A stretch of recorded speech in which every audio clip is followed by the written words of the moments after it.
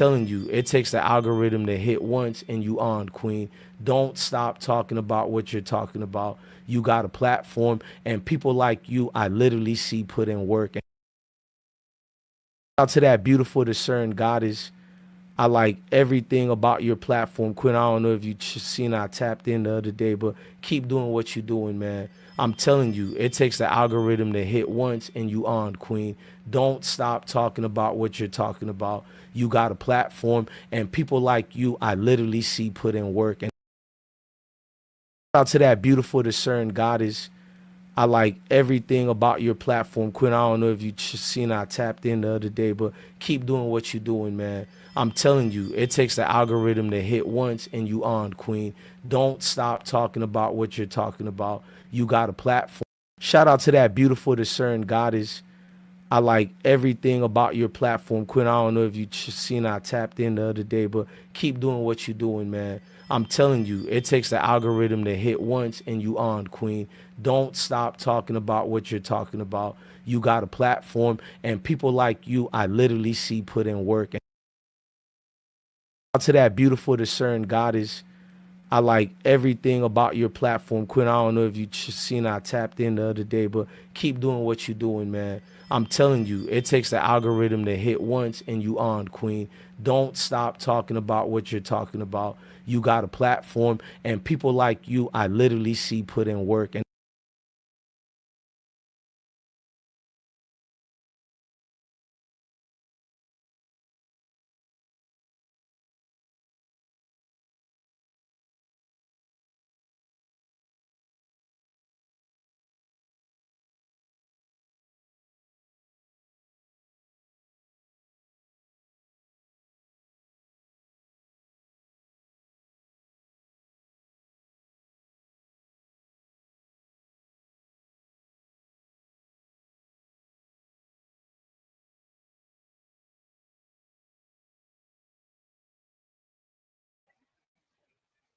Good evening, everybody.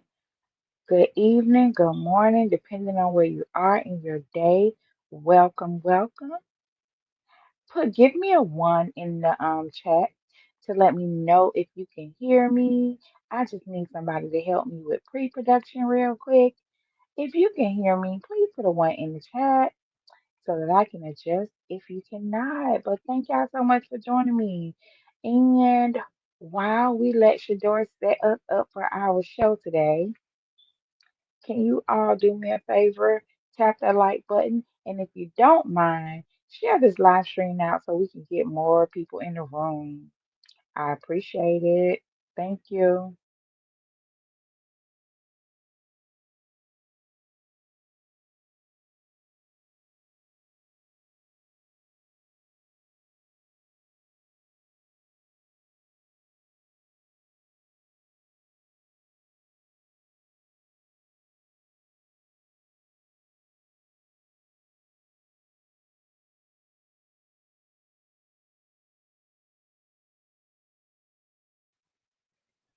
Shout out to Shedeur. Give me one moment, She's please. got a point. She's an icon. She's a legend. And she is the moment. Now, come on now. You have such beautiful teeth. Oh my God, thank you. Don't flatter me. What does black excellence mean to you? I'm looking at it. Who is someone that believed in you when the world did not believe in you? You. That's very true. shout out to that beautiful discerned goddess. I like everything about your platform, Quinn. I don't know if you seen I tapped in the other day, but keep doing what you're doing, man. I'm telling you, it takes the algorithm to hit once and you on, queen. Don't stop talking about what you're talking about. You got a platform, and people like you, I literally see put in work. This is my team. Okay. Yes, hi. Now you are feeling well. Yes, and 2,000 or more every week. Mind your business. What? I don't live here. I'm chilling. It's none of your business. Now go home. Here. Take it. What are you doing here? Take it. Not your place. And it's against my religion to tell y'all my business. Have a nice day.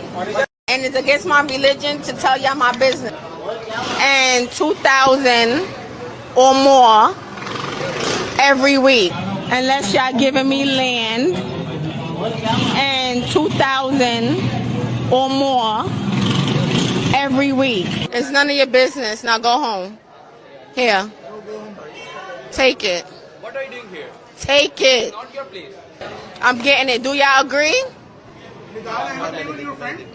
Mind your business. What?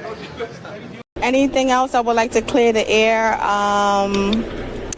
Anything that you hear that's not true, that's not true. Okay? Thank you. But you are looking well. Thank you so much. I feel anything else I would like to clear the air. Anything that you hear that's not true, that's not true. Okay? Thank you. But Annie, I'm not talking unless y'all giving me land and 2,000 or more every week. And it's against my religion to tell y'all my business. Have a nice day. And it's against my religion to tell y'all my business. I need 20K by this week. Okay? In my pockets. In cash. Okay. And clean up these streets. It's ridiculous out here. I do not. Mind your business. What? In my pockets. In cash. Okay? That's a demand to the government. The government is going to fix up these buildings, fix up the streets, and clean up these streets. It's ridiculous out here. I do not. I'm getting it. Do y'all agree? Mind your business. What? You have such beautiful teeth. Oh my God, thank you. Don't flatter me. What does black excellence mean to you? I'm looking at it. Who is someone that believed in you when the world did not believe in you? You. Shout out to that beautiful discerned goddess. I like everything about your platform, Quinn. I don't know if you seen I tapped in the other day, but keep doing what you're doing, man. I'm telling you, it takes the algorithm to hit once and you on, Queen. Don't stop talking about what you're talking about. You got a platform, and people like you, I literally see put in work. Hey everybody, welcome to the show. I just had to let some intros run for a moment. Oh my goodness, y'all, it's another late night live stream. I had no idea that I would be going live tonight, but I was like, I don't know what tomorrow will bring me. So let me just go ahead and get this content out. And tomorrow I'll come back and give y'all a few clips and we'll go from there. You know, how y'all doing? I hope that everyone is doing well. I missed the chat community. Some of y'all have been emailing me, checking on me. Thank you so much. Your kindness does not go unnoticed. And I felt like this is needed. Um, it's the summertime. A lot of us who um, have families, manage households, we typically get extremely busy and occupied during the summer with our loved ones, family trips, family reunions. It's just hard to manage time. But some of us do it well. I'm not one of those people. I could only focus on a couple of things at a time. And if there's anything that gets sacrificed, it's probably going to be YouTube, unfortunately, for now, until I learn to balance it all. So, but I just want to say, hey to all the families that are doing the thing, going on vacation, getting the children out to summer camp and all those cute little vacations. You all are the real MVPs, and they are the reason we do it. Like, yeah, so that is why y'all are missing me in the daytime. I am occupied and, family is a priority. I know for me it is. And just getting things done as it pertains to other business. So what about you? Are y'all on vacation? Y'all been going to your family reunions? Please don't tell me y'all been on the move. Very interesting carnival cruises. Don't let me find one of y'all in those viral videos, but I do want to hear all about it though. What's up, people? Okay, just so you know, I am Discerning Goddess, and welcome to my channel. Over here, we support Coach Prime, we love Coach Prime, and we support CU football. Over here, we are internet aunties, internet cousins, and internet uncles.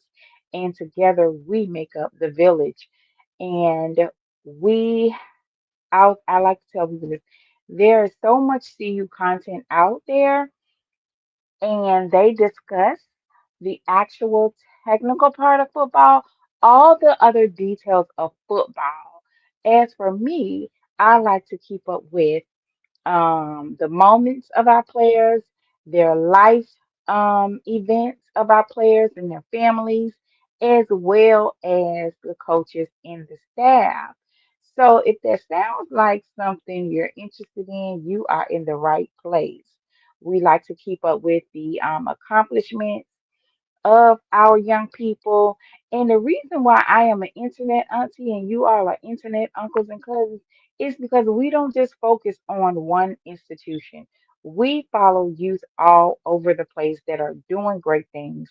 So I cannot pin myself in one location. Although we are supportive of Coach Prime in the University of Colorado football, that we are. But we have nieces and nephews all over doing great things. So I have to allow myself to be fluid enough so that I can embrace all young people who are striving to be their best and greatest selves. If that sounds like something you also enjoy, if you are not subscribed, what are you waiting on? We are dope people over here. We cool with it. Go on and subscribe and become one of our internet aunties, uncles, or cousins. And speaking of that, if you will check the description of this video, there is a link for you to join and become a member of this channel. We are working on some things behind the scenes, and you will not be disappointed with the content that will just be members only. On this channel, we are known for addressing the elephant in the room, which is something Coach Prime enjoys as well. Give me one moment. Coach Prime. I don't want to talk about this too long. I'm gonna just talk briefly and let it go. Say it again, Coach Prime. Let them Let's know. get the elephant out the room. I don't want to talk about this too long. I'm gonna just talk briefly and let it go. One more time, Coach Let's Prime. get the elephant out the room. I don't want to talk about this too long. I'm gonna just talk briefly and let it go. That's it. That's all. We're going to talk briefly and let it go. Coach Prime is my type of brother. We like to get to the elephant in the room. We like to address the meat and potatoes. We like to cut to the chase. Okay? There are a lot of people who do great content, but one thing they will not discuss is the elephant in the room. They won't touch it. They won't say hey to the elephant in the room. They brush right on over it. But over here, we discuss the elephant in the room. So if that sounds like something you would like to do and enjoy, go ahead and hit subscribe. Join us in the chat, and we look forward to getting to know you. One thing for certain, two things for sure. We can look at football all day, but there are some instances where we clearly see other activities going on. There could be three things happening at the same time, but you'll look at somebody's video and they won't mention, like, I just know such and such happened at the game. But no, they're not going to talk about it. But over here, we going to talk about it. So go ahead and join memberships because I will be moving my segment, The Elephant in the Room, because it is uncut, unfiltered, and straight to the point. It may not be, let me see. I don't know. I those are conversations we want to have freely. So yeah, it's a grown folk conversation. I don't want to mistakenly have one of my nieces. Y'all are listening to, the parents like to listen on the TV. They like to listen out loud. but your children will not have access to my membership. So I don't have to apologize for being an adult and saying things that I don't want children to hear. So, yes, that is my elephant in the room conversations will be behind the screen and for members only. Um, with that being said, let's go ahead and start the show. Let me let Shedeur, I just want y'all to see Shedeur one more time. Give me a moment because Shedeur, God bless his heart, Shedeur shouted out internet aunties, and listen, I couldn't let that go. I'm like, oh, the nephew. Shador said, my internet aunties. Listen, my is a possessive thing. That means he has taken ownership. We belong to him. He said, my internet aunties are the best. And Shador, you are the best, beloved. You are one of our great nephews. We love and adore you. We enjoy keeping up with you and following you along your journey. So thank you so much for appreciating us. Guess what? We appreciate and love you as well.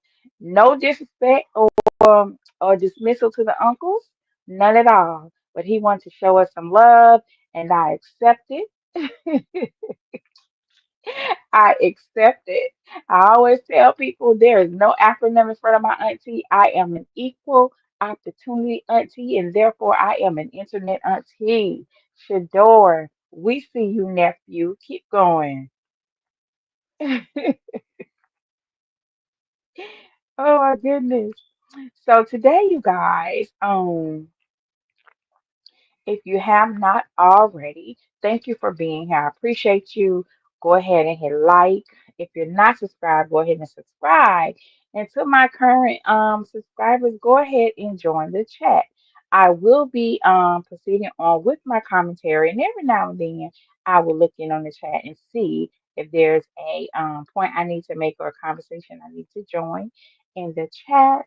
And if you know somebody that I remind you of, that somebody that may um enjoy my content because you have checked out my personality and you said to yourself, she reminds me of somebody that knows somebody who knows somebody. I want you to go ahead and share my video with them, send it to them in a text or share it on your social medias. That's fine as well. I do not mind. You have my permission to share my content, and I want to say thank you in advance. Thank you so much. And if you're just getting here, I am Discerning Goddess, and welcome to my channel. I do want to also acknowledge all the new subscribers. Give me a moment.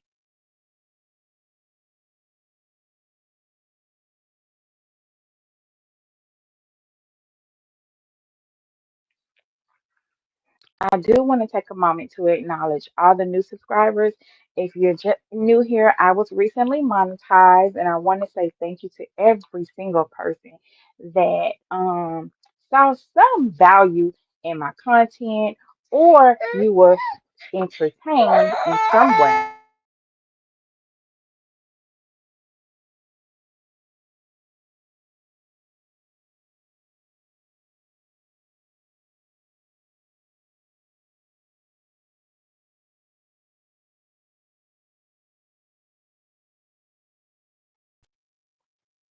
Y'all, excuse me, I had to take a moment because it's real life happening over here.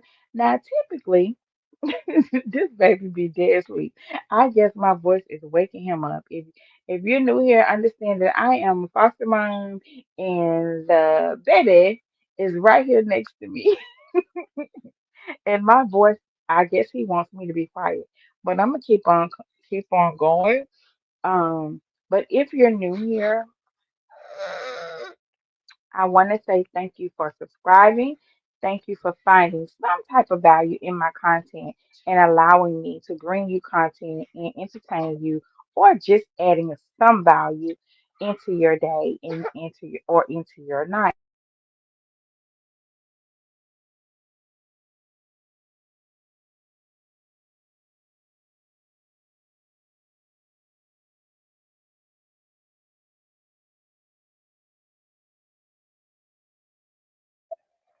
We had to adjust real quickly.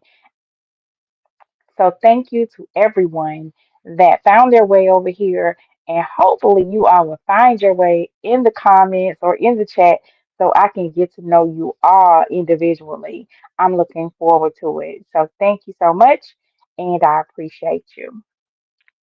Before we get into our content for tonight, I want to go ahead and address the copyright. I will be probably exploring some uh social media profiles, and other information.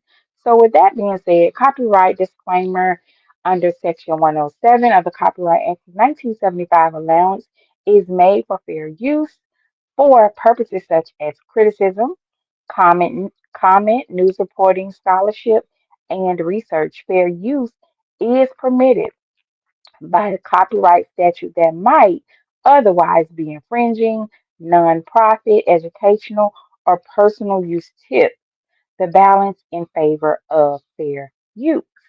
Let's go on. Hey, Coach Prime, how are you? And if you have not been, give me one moment.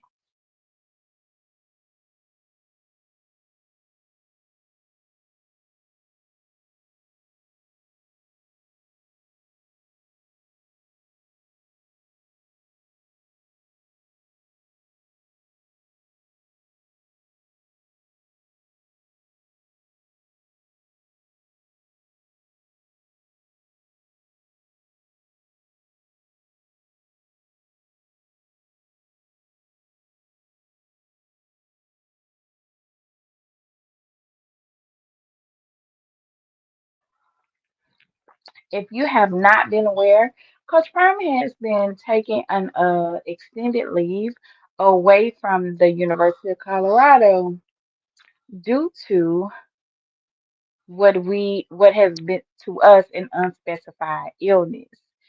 And I have been purposely not trying to address Coach Prime's health because I it just appeared that so many people were talking about it.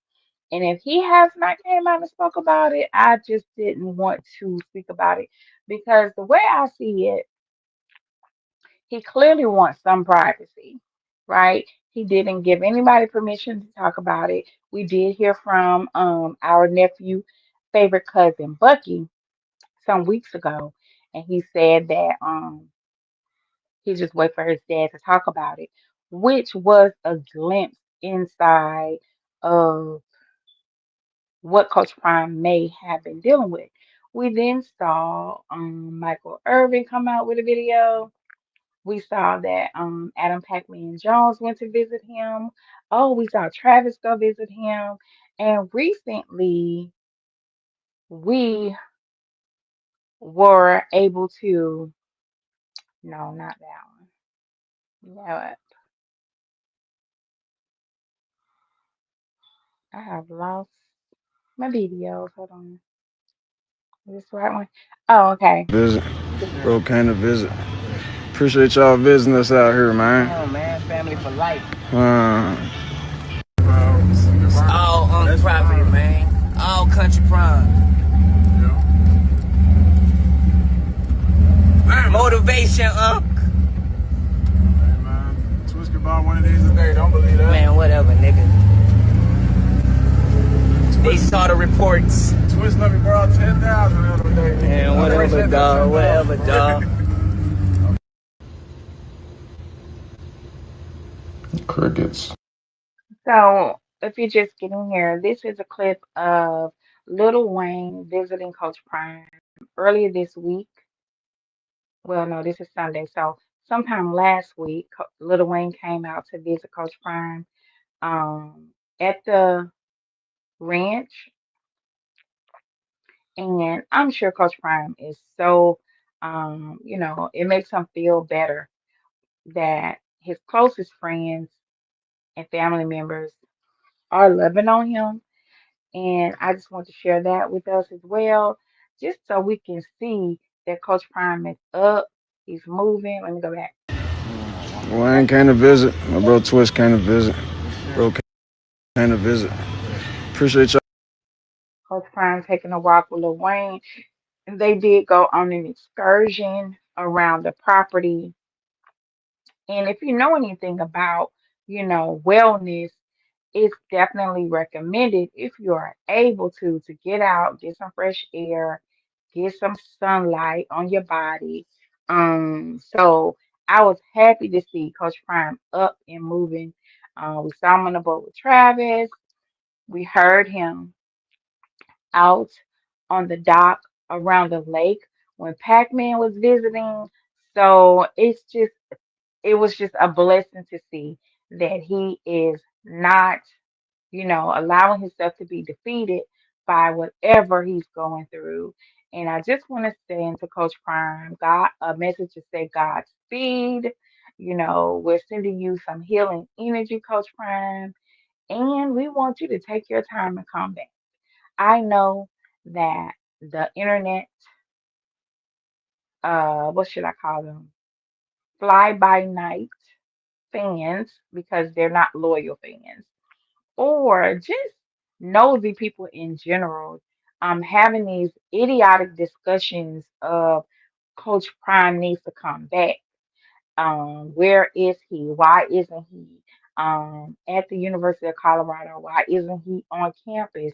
Excuse me. Are y'all okay? Are y'all okay?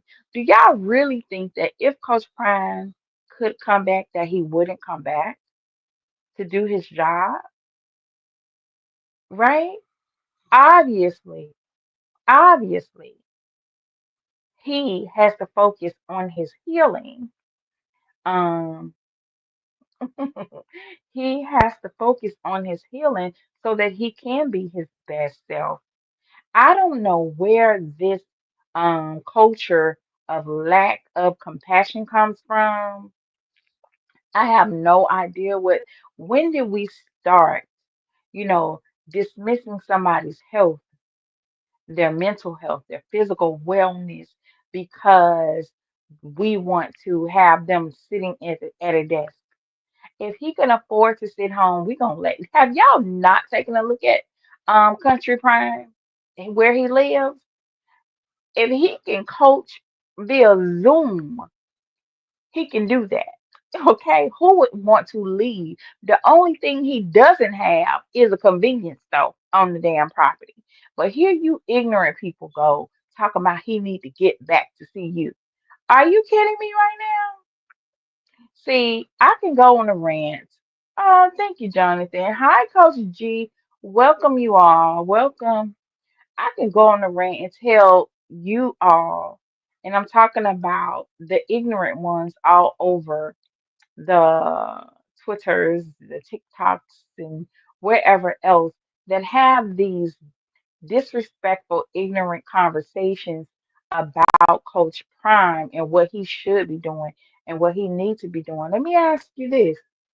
If it was your father or your mother or grandfather or uncle, would you tell them to neglect their health to get back to work? Or would you encourage them to stay home as long as possible and to heal and get better? This is what I mean. Y'all lack compassion, you lack empathy, and you sound so ignorant. And then it makes me ask, who raised you? I have to ask that part, like who raised you? Because you just don't make any sense. It makes no sense at all. Welcome everybody to the late night show. Give me one moment.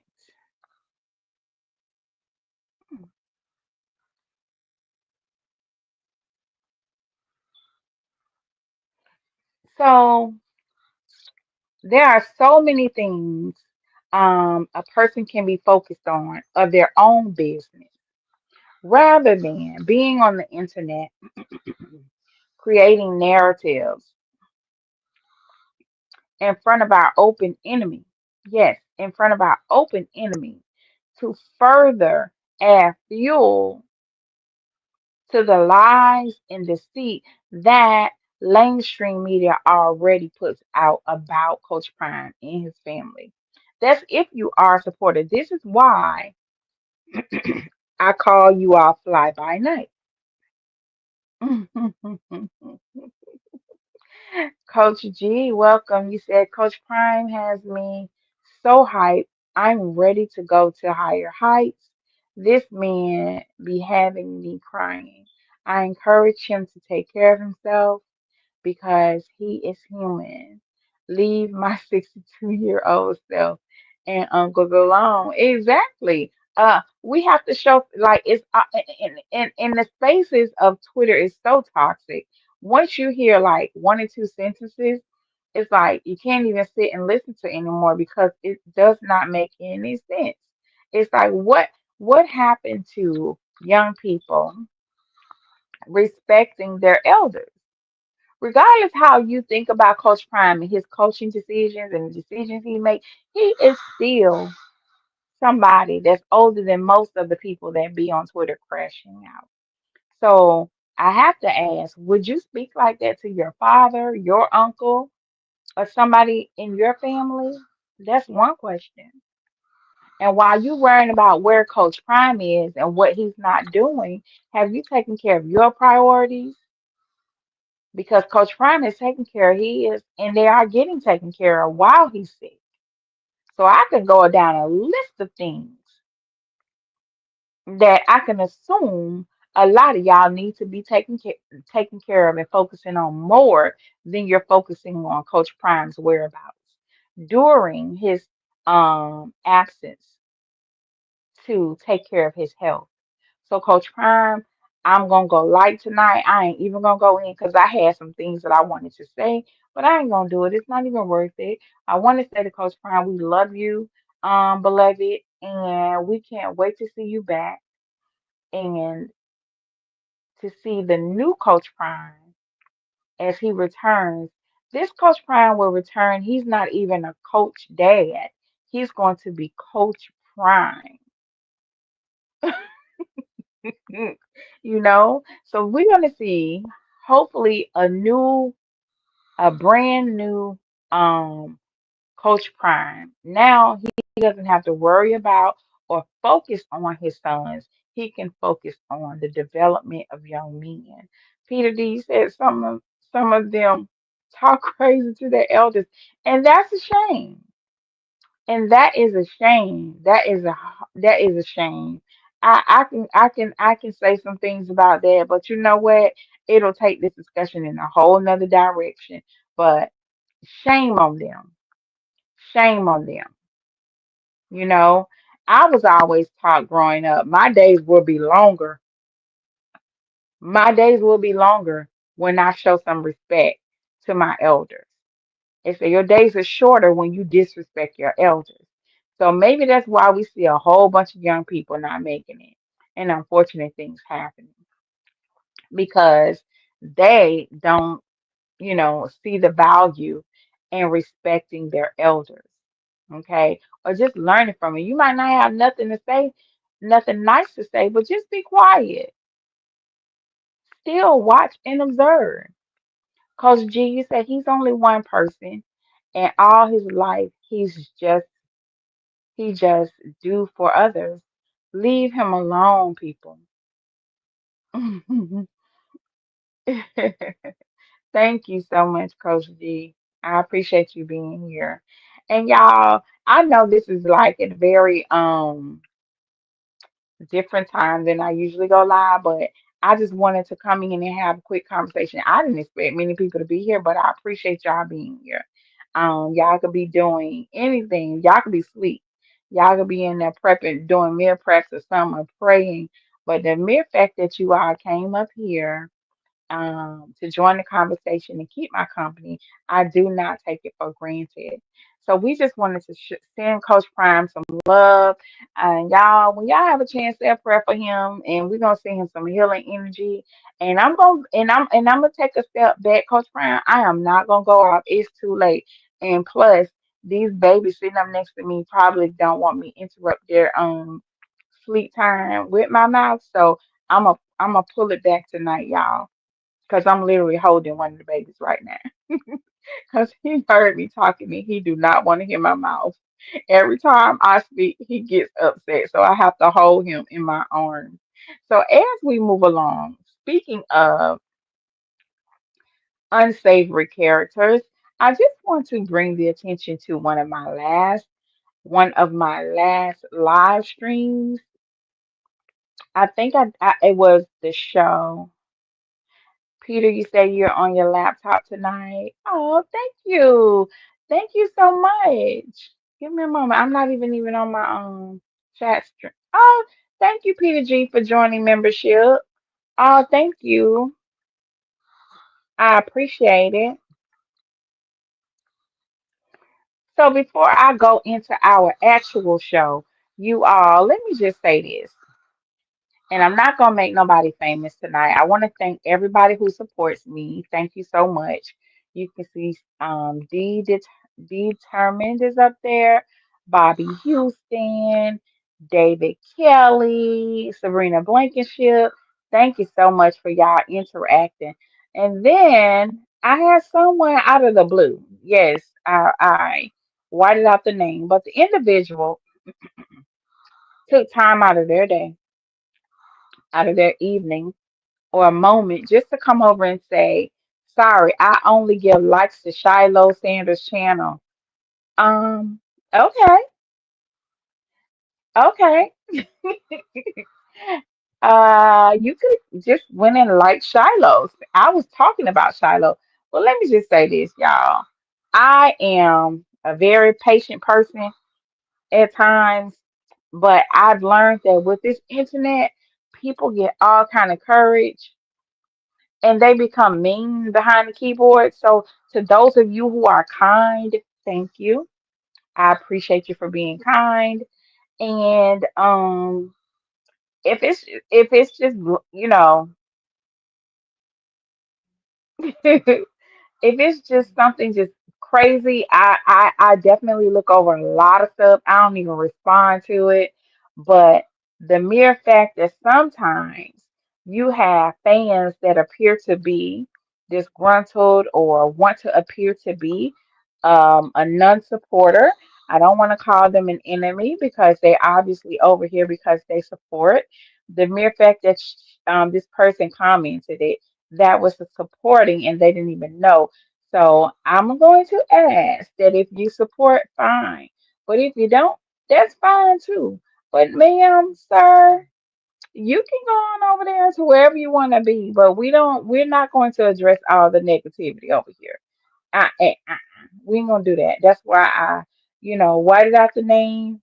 I'm sure you probably watch the show. You don't comment on the live streams because you have to be subscribed, but a lot of times they'll wait until I post and then they show up in the comments, which is fine too.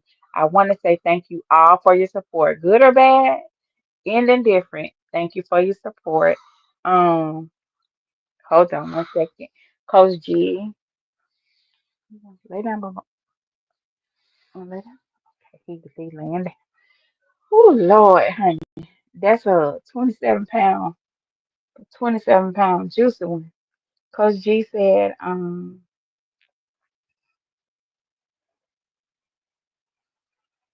he said, I love my kid the same way, but we need space. I pray before I die. I can be, hold on one second, let's afford it to meet him. If you were close to your family, there comes a point where when your body tells you you're tired, be careful. Yeah, yes, sir. Yes, sir. Oh, thank you, Peter D. Thank you. I typically read y'all comments off my television because I can see it better, but when it's close up, I can barely read it. Coach G, you said, you are right.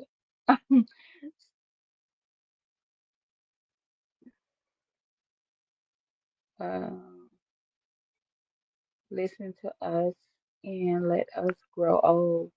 And I know what I was taught. I know what I was taught that my days will be longer if I respect my elders. And yeah, yeah. So, with that being said, Let's keep the conversation respectful and on topic. I appreciate everybody that does that. And as we proceed, if you're new here, go ahead and like and subscribe and set your notifications so that you can be notified every time I go live or when I post an upcoming video. And before we get into our content, let me just send out a little slight reminder. Um, did you all know that over 16 billion passwords from Apple, Facebook, Google, and more have been leaked in the largest data breach in history? So you all take a moment tonight or whenever to go change your passwords, create strong passwords, because a lot of times people are expecting us to have actual, WAR where things that are happening across seas and things that are taking place right now, and they're expecting other countries to do the same to us. But what we don't know, there's a thing called cyber warfare, where when people want to break the infrastructure of a nation, they attack things like your personal information, your bank accounts, things that we probably take for granted on a daily basis. Imagine waking up one day and your entire phone will be wiped clean, right? Opening your laptop and you see nothing but like it's brand new, no data there. Those are data breaches that typically happen. Or imagine you trying to log into all of your important accounts and your password no longer works. That is something that's called data warfare, cyber warfare. And so, what I'm asking us to do under the sound of my voice, is whether you are here live or the replay, take a moment and go ahead and reset and do new passwords for all of your important information, your bank accounts, your where you pay your bills, all of that, anything that's important for you to help you function from one day to the next. Go ahead and change all your passwords, please, because with this new administration and all of everything that's going on, we don't know how things are going to develop. So if I can be a help to one person, I have done my job. And speaking of the economy, we want to say hey to Lowe's CEO Marvin Ellison. He makes history for being named the top Black CEO to lead a Fortune 500 company. That's a big deal. That's a big deal, okay? Shout out to this brother. I've been following him for some time, but what a lot of people don't know, if you are in the need of employment, understand when people ask me about where to go work and if they're in need for a job right now, in the words of Jimmy Horn, right now, I always tell them, if they're not a stranger to labor, go to Lowe's and Costco. I don't know about the Costco where you at, but the Costco's where I am, they start at $30 an hour to be at the register and to do entry level, anything around the store. They are paying $30 an hour. I tell them if you can get past the background check, Costco's. I do know Lowe's typically start at $22 an hour, depending on your cost of living where you at. If you're not somewhere in but like Boulder, Boulder the cost of living there is extremely expensive. But if you're somewhere regular, try Costco, try Lowe's, and I wish you the best. And I'm not saying go and get a job and think you're gonna loaf on them people's workplace. You definitely have to do some work now. You can't be a stranger to work, okay? If you need a job, you need to get a check real quick so you can pay your bills and take care of your children, honey. Go. Go. If you need a part-time job so you can save for something important like a vacation, go. Go get that part-time job. I've done my due diligence, y'all. I'm just looking out for the family. Let me get in here and see what y'all talking about. Let me get in here and see what y'all talking about. I see some more people have joined us tonight. Um, Cortia, hi, welcome, sis. I see Miss Sharita. All in Coach G said all the Sanders family, he and them are one. Yep. Welcome, welcome, y'all. Now we about to get into some things, y'all. We want to say hey to our brother, Michael Vick. Have y'all seen him on y'all timeline? Have y'all seen Michael Vick on y'all timeline, honey? Michael Vick just had a birthday. He just had a birthday about a week ago. I'll say about a week ago, maybe longer. Maybe longer. Give me one moment. Let me share my screen.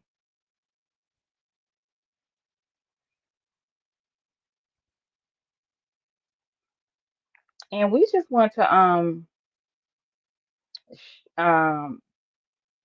hang out with our brother and see what he been up to. Him and his beautiful wife, Kajapa. Hi, Queen. Hey, Queen. Hey. I love me some Kajapa, honey, because she don't play. She be putting on for her husband, and I love it. You hear me? Hold on, let me move this overlay out the way. Okay, there we go.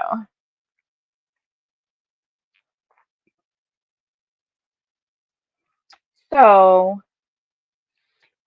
Michael, this he did this on June 28th. So yeah, about a week ago, he had a party and Jadakiss was performing for him. Shout out to Jadakiss. I'm not gonna play the music because I don't want my no copyright claim on my video. But if you all have TikTok or Instagram, you can go ahead and put Michael Vick name in the search engine, and you'll get to observe some of the party festivities. It did look family friendly because I did see small children there. It appeared to be an all white event, which makes any event very luxurious.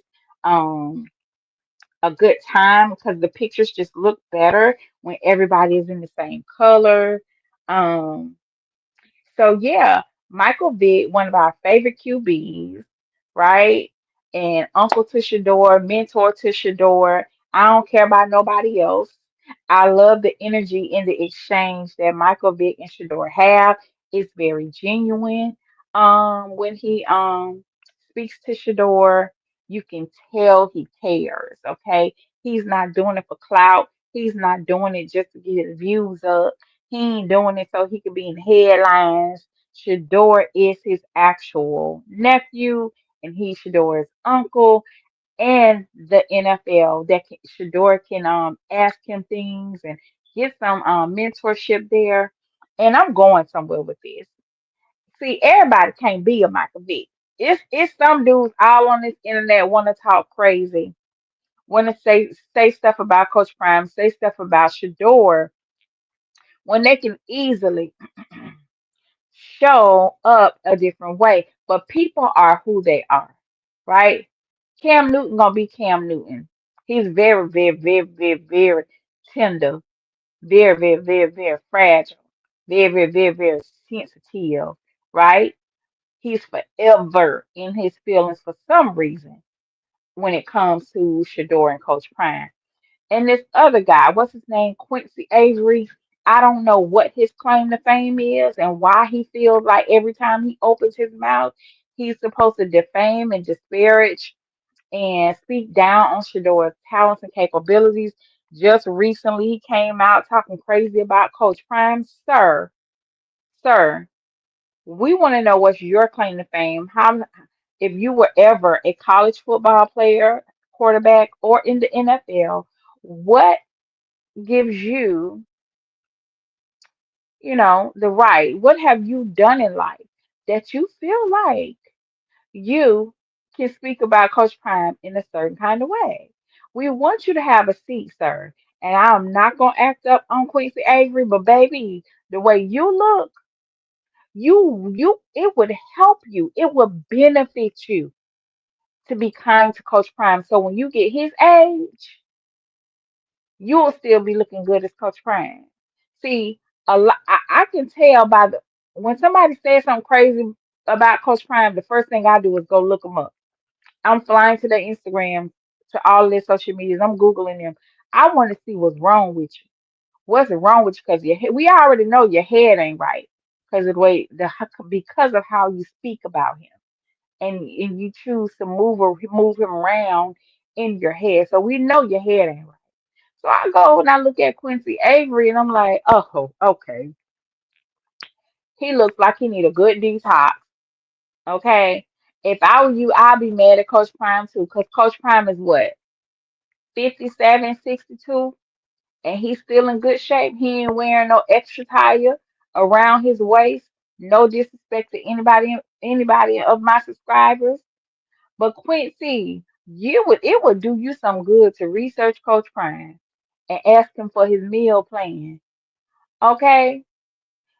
And then I look at him some more and I'm like, so, Peter, you too? Because I want to know what's wrong with you. Like, what is wrong with you? Why are you speaking about this man? But Michael Vick, shout out to Michael Vick. He's been nothing but a good brother when it comes to Coach Prime and Shedeur. I ain't going to go off on no tangent.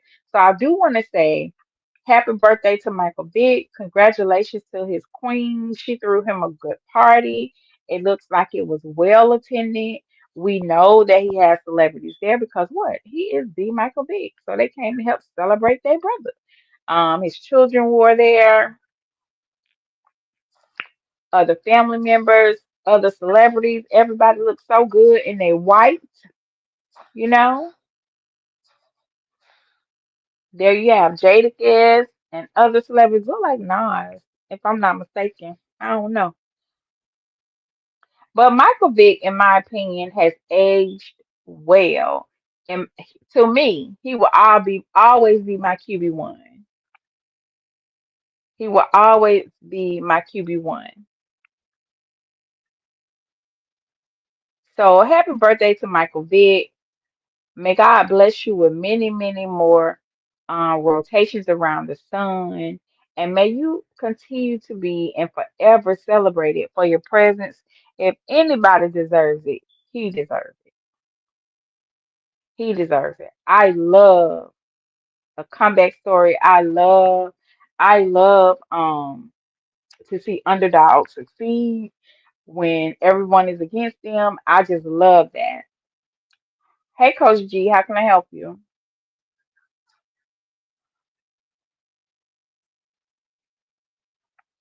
Oh yeah.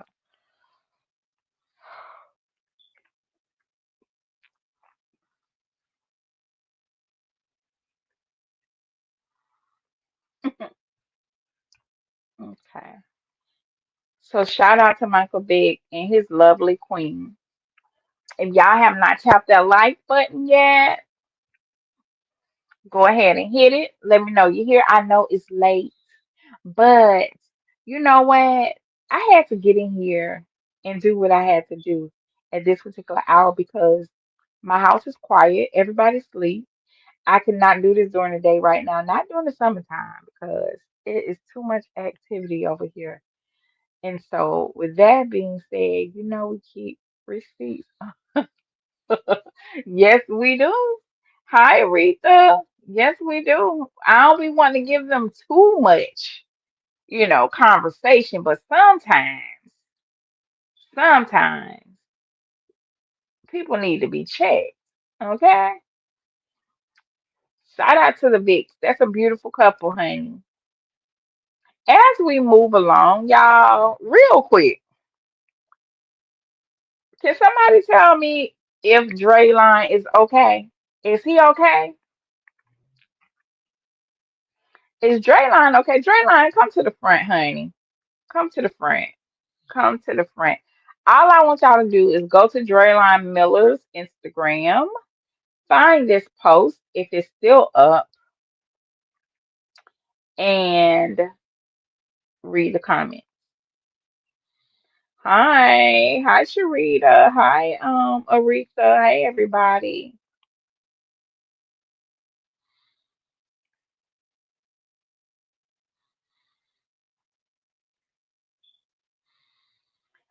Okay, so my thing with Drayline, he is such a sweet, innocent. spirit. I love his smile. I love how articulate he is. And of course, he's a great athlete. But the comments were concerning, I want to say it was 70-30. 70 people concerned about the outfit, his outfit of choice. And the other 30% was like, oh, it's cute. Let him wear what he want to wear. Man, please. Miss Aretha, yes, they do the most, but this don't look like okay, let me stay on track with my commentary. So me, being the mother that I am, you say he okay, he just country. Yeah, but did he have to wear skinny jean overalls to be country? No, could he have put on some regular overalls though? But me being the mom that I am, I would have to be like, son, are you okay? It's okay if we exploring. But did you mean, you know what I mean? Because I think a lot of our young men are not aware that typically designers today and for a while they don't do, especially for men. It seems like every generation, the attire for men gets more and more feminine, looking. And even though it might be in the men's section, we got to ask ourselves, you know, is this what I want my brand to look like? But as a mom, I ask my son, are you okay? Like, you like that outfit? But it's not what I think. It's not how I feel. However, his peers in the comments, and y'all can go over there and look at it. I'm not pulling it up, but I just wanted to put that out there. Drayline, are you okay, baby? Because I know them comments lit you up. So I'm not sure. I'm not sure if you picked it out or somebody around you styled you. Um, but yeah. Yeah, we'll just leave it like that.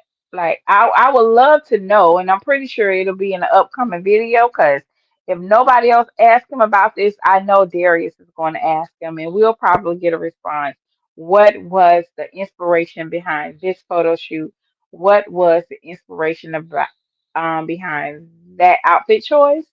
And again, I'm not a stranger to country living and country attire. It just seems that it's a bit feminine. I'm not used to seeing maybe man, I don't know. I don't know. It looks like a it looks like something made for a young lady. I'm just gonna be honest. You know, I that's a whole skinny jean pant overall, you know. Yeah. That's their swagger. That's okay, y'all going fast now. I can't read it. That's their swagger on 2025. Remember how Shilo messing with Shedeur about his man first? You listen, go over there in the comments. Shiloh is over there in the comments, Miss Aretha. Yep, he might create curiosity, but I believe he is establishing creativity. I may be wrong. No, I mean, to each his own. To each his own. We listen. We see athletes pre-game walking up through the game with some very interesting outfits. Okay, who? What's the other guy named Debo? We seen him, and I don't. I just have to keep my mouth closed when I see him walking up to the stadium pregame. We be seeing them with some very interesting outfits, to say the least. So Draymond seems to be right on time if he goes to the draft next year. It looks like we're going to be this is the beginning of Draymond's fashion story. So yeah, I will be checking out his clothes more and more closely from now on, his outfit choices, because I want to see where his creativity is going. I want to understand it. I want to understand it. But shout out to Draylon, y'all. Thank y'all for joining me tonight. Go ahead. If you're new here, I am Discerning Goddess. And over here, we love Coach Prime. We support Coach Prime and we support our nephews at CU. And we consider ourselves to be internet aunties and internet uncles and cousins. If this sounds like something you would love to be a part of, go ahead and hit subscribe and set your notifications for all. Join the chat whenever you're able to. Maybe on the next live, I'll open it up for everybody and anybody. But thank you for being here. I appreciate you. Let's get into this next segment, you all.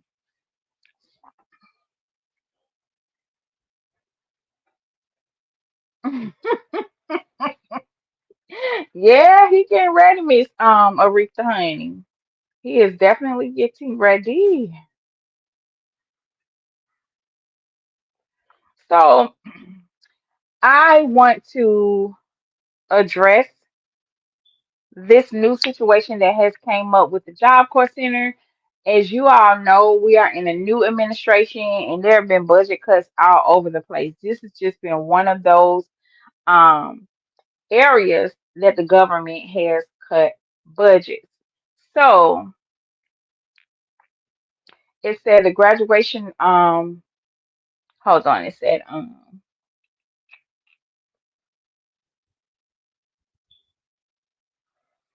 so there were very big budget cuts. So let's go into some content over here. Give me one moment. Let me pull it up.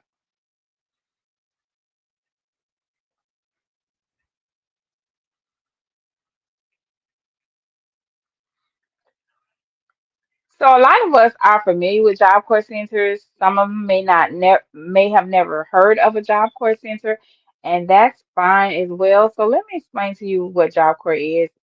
It's basically a training institution for young people 16 to 24 to go. They can get their GEDs or they can get certifications for trades, right? And or attend college.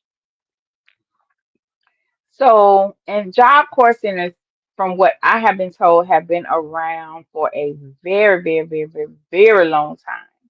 Peace, peace, Big Brian, welcome.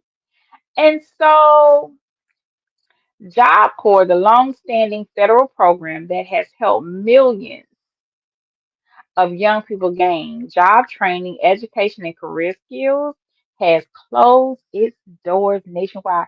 This was a shock for me. Now, a little known fact about me, I am a former Job Corps staff member. I worked at Job Corps for a while in Georgia.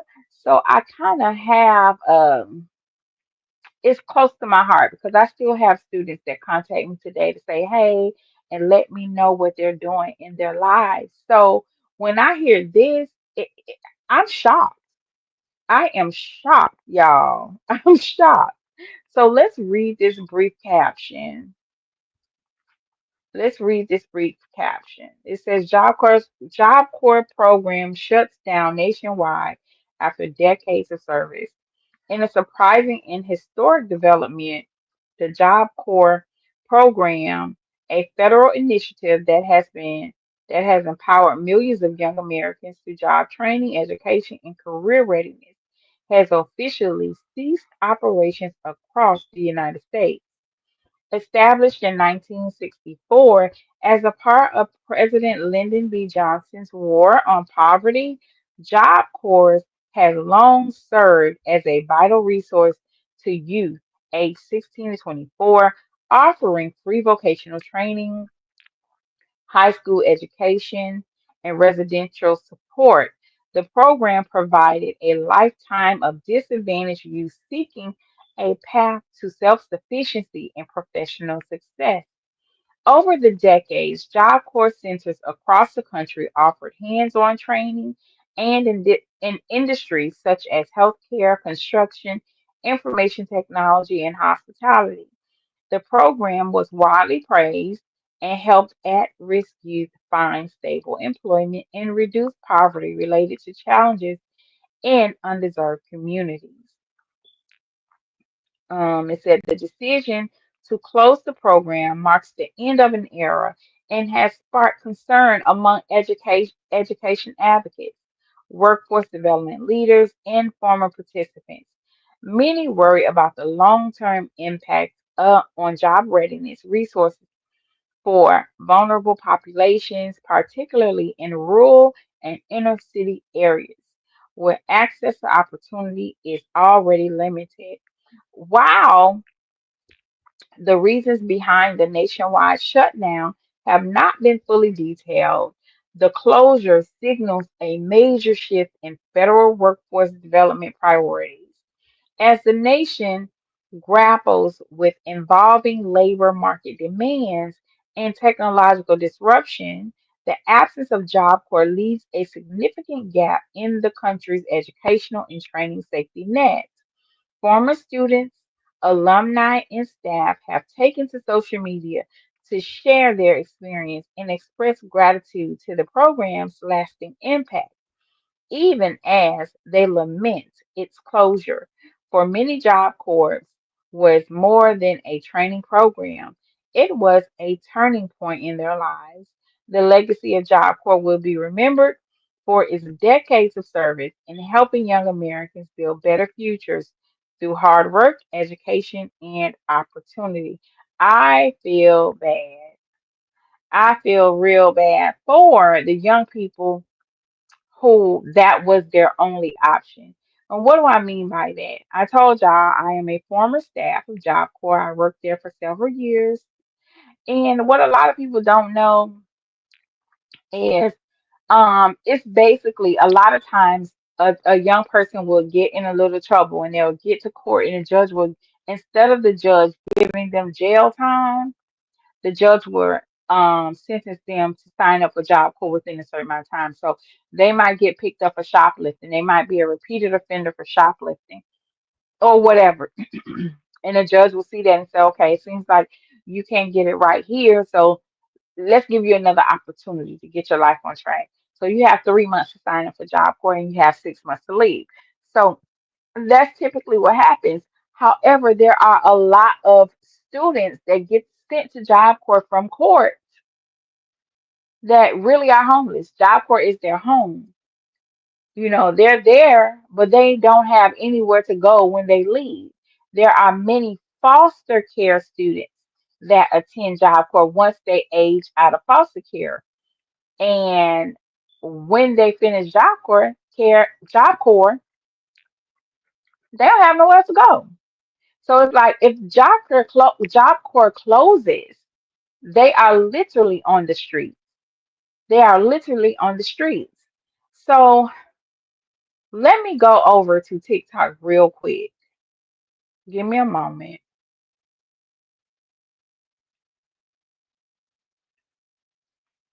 I'm gonna come and take a look at your comments. Give me a moment. Let me pull this up. Cause there's one young lady I wanted to you know what? Hold on.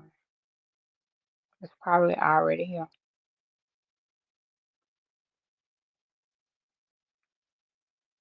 Here we go. Okay. So let me see. You said I had family members who went through and received their degree in trade. Yes, it's a lot of success stories. And I'm not telling you what I think, I'm telling you what I know. There are a lot of success stories through their program. So I would like to know what made this come about. Aretha, you said, I'm concerned about how many people will not get education since they're choosing, especially for the ones who get kicked out of regular school. Yeah, yeah. It's he said the Job Corps was at Tuskegee Institute when I was a student there. They have done this to gather bodies for their new convict leasing program. Coach G, parents, grab your children to help them understand that struggles don't last always, and the mental state of our children are so critical. And we, yeah, yeah, y'all. It's a very different time. The grace and mercy that we had growing up, I don't think it's available right now for these young people. And they need to understand like they don't have a lot of time to waste their life their life's decision. So let's get into this next video. Give me one moment.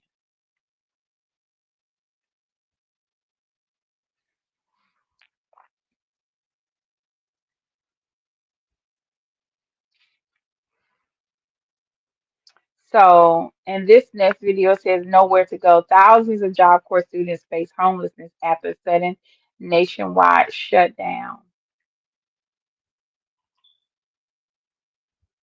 So let's see what's going on here.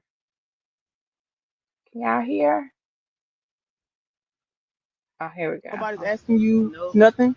They just said you gotta be gone within 3 days. Okay, so you get your duffel bag and pack your stuff. What's your next step? Probably a shelter. A shelter. Okay, so you have nowhere to go. Nowhere. Nobody.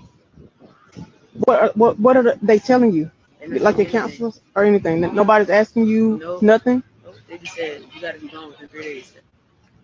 So if y'all can hear this young lady, she said the staff at the Job Corps she's at, they told her she got to get her stuff and pack it, and she has to be gone from the property, from the place within 3 days. The Job Corps center she's at. Okay, so you get your duffel bag and pack your stuff. What's your next step? Probably a shelter. A shelter. So the young lady behind the camera said, "So you get your duffel bag. What's next?" The young lady said, "Probably a shelter. She don't have anywhere to go." Okay, so you have received additional information that we have to arrange travel for all of our students for Monday. So there's a process, there is a checklist, and we're going to do everything that we're supposed to do to make sure that you have everything that you need in safe travel back to your home. If you don't have a home, the counselors will be your point of contact. You need to notify them that you are homeless because we have to then find other arrangements for those students that don't have a place to go. Oh my goodness, y'all. Did y'all hear this? Receive the Somebody said, F Trump and the government, they're doing their best to keep us stuck, poor, and uneducated.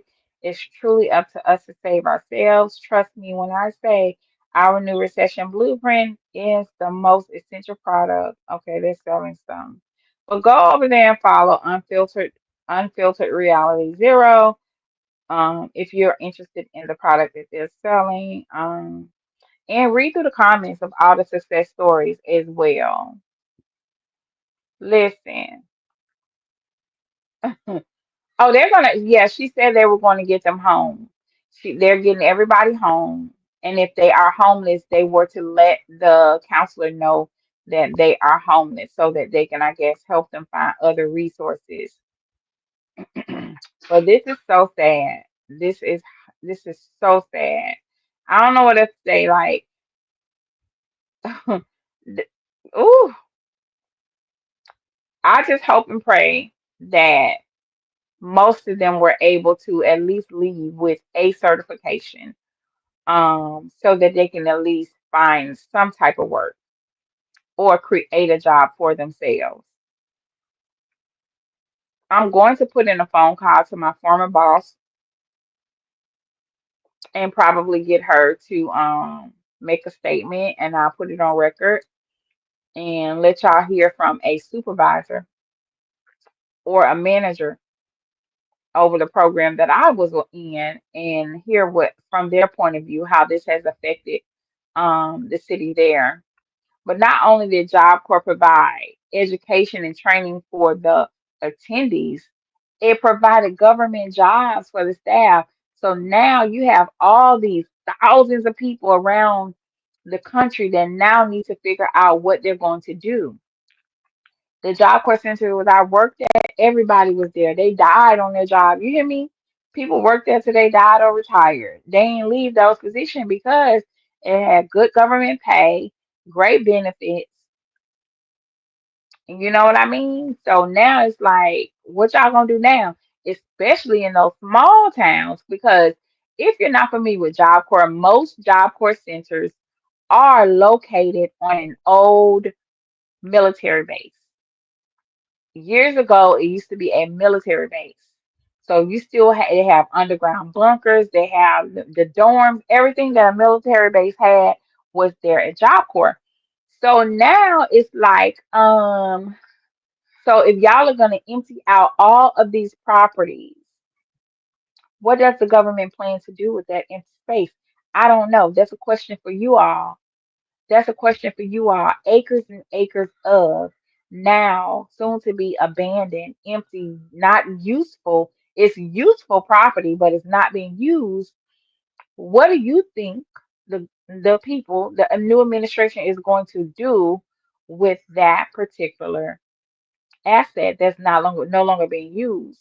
Like, I'm moving on. It's much I could say, but I'm gonna filter it and I'm gonna leave that conversation for the elephant in the room. What do you all think? I know y'all been putting your feedback down in the comments. Um, you said in reality, yeah, it is scary. Mental health is lethal, and you become attached. Job Corps is the pulse to the youth and adult survivor. Oh my God, yeah.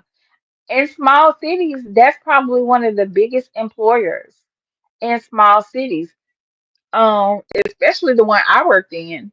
Like it was the school system, the hospital, then Job Corps. 80% of the city, oh, in the local college. So the top four employers in that city where I used to live nearby, it was the school system, the hospital. The school system was the number one employer in the city, then the hospital. The local college, it had two, it had an HBCU and a local one, right? Those two colleges combined, and then Job Corps. Job Corps was in the top five employers in that little city. So now, I'm just talking about the little city that I know. This is going around nationwide. Job Corps employed so many people, you know what I mean, and put them in a middle class, in the middle class of income earners. I know this for a fact. So now they have to pivot and figure out what they're going to do, how they're going to take their skills. And hopefully, I pray that God blesses them all to recover. But this is huge. Not only are the children going to be homeless, the students are going to be homeless, but now you have families who have lived well as government employees who now don't have that income, don't have that income. Especially if not they're not at retirement age, they gotta go out and find something to do. Now, the older ones, they probably get their pension and go on about their business, but we'll see. We shall see. So speaking of Job Corps, Morris Brown College offers a lifeline to displaced Job Corps students. So Morris Brown College in Atlanta has offered to house and open up their educational facilities for college for Job Corps students who have the hopes and desires to go to college. So shout out to the president over at Morris Brown and their administration over there for even coming up with this as an opportunity for those Job Corps students. And I hope that the students and the parents and the caregivers and counselors and mentors take advantage of that invitation. And I think now they will take life seriously, being that Job Corps, that safety net, the rug literally was snatched from under them.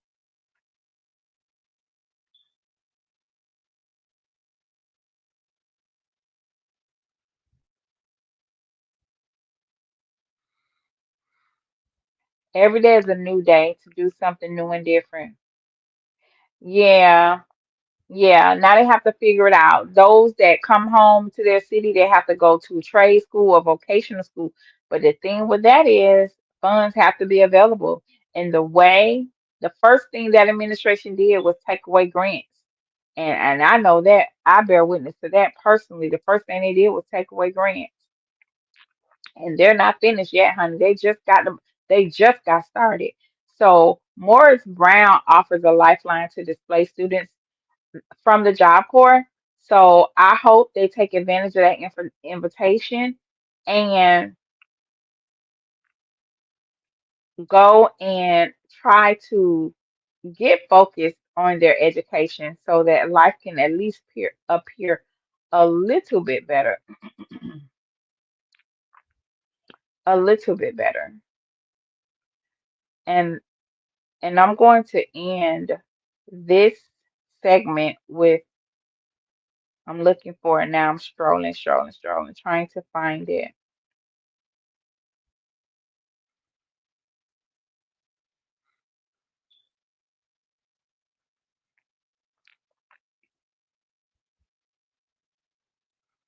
Trying to find it. It's there.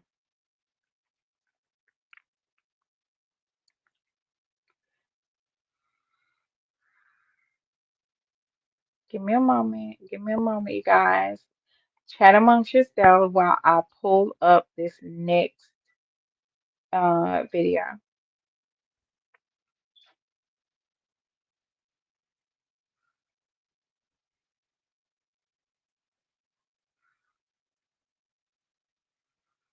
Give me a moment.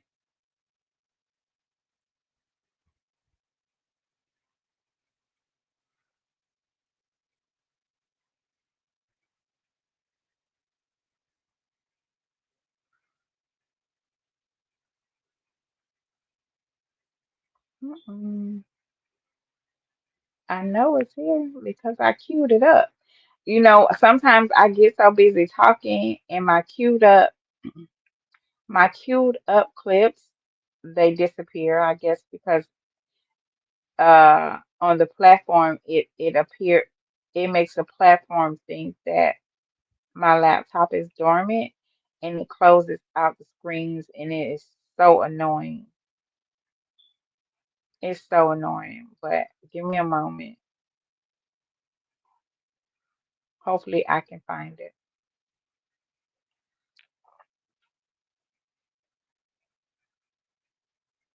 There we go. Woo, child, I found it. Thank y'all so much for hanging in there with me. Thank you, thank you, thank you, thank you, thank you. I'm like, I know it's there. I know it's there. Okay, let's go.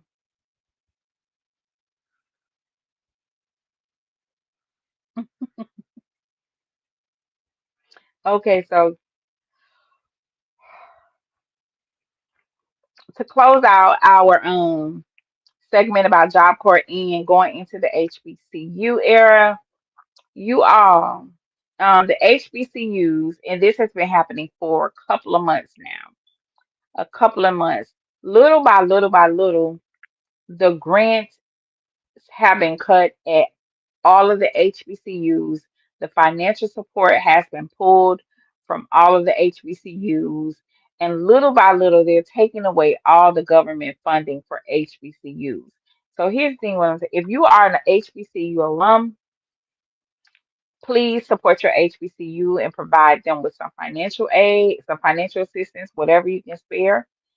And if you are a supporter or a sympathizer of the Black community and you just want to give back, this is a great way to send your donations, and I'm pretty sure they will be tax refundable. So HBCUs forced to pause research and rethink their mission. Over $140 million in Black focused grants are slashed under this new administration's policies. See, this is stuff that you're not going to see in the news.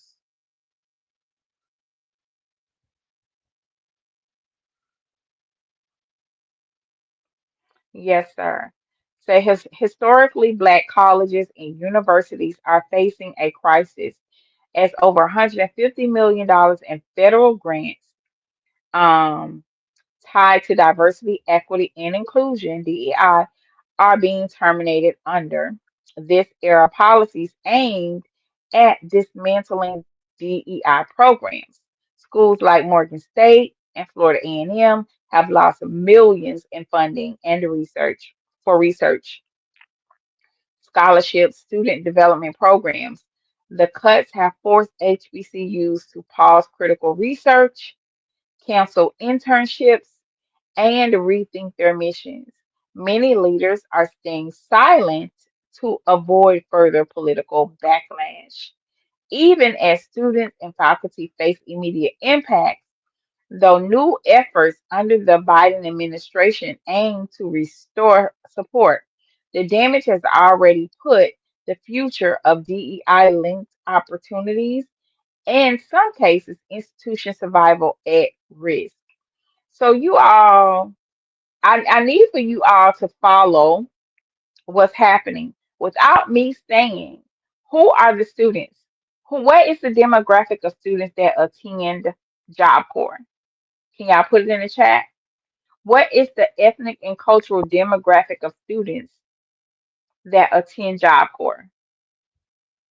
I'm gonna pause until y'all give me some answers in the chat.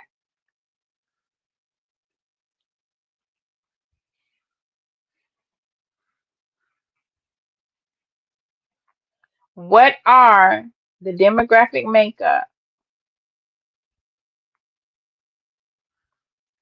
of the students that attend Job Corps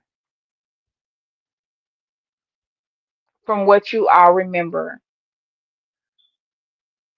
And then, as I'm speaking and talking about the HBCUs losing their funding, if you're new here and you're not familiar with HBCU, that means historically black college. Peter D said, we will have to do what we did in the 70s, pool our resources and make it happen for black children. You are absolutely right. You are absolutely right. Because um, from what I know, thank you, sir. Thank you. Thank you.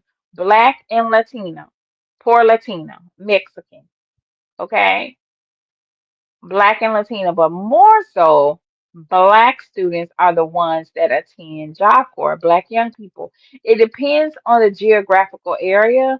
I, Texas, it may be more Latino, maybe more Mexicans or Indians, but they are not European.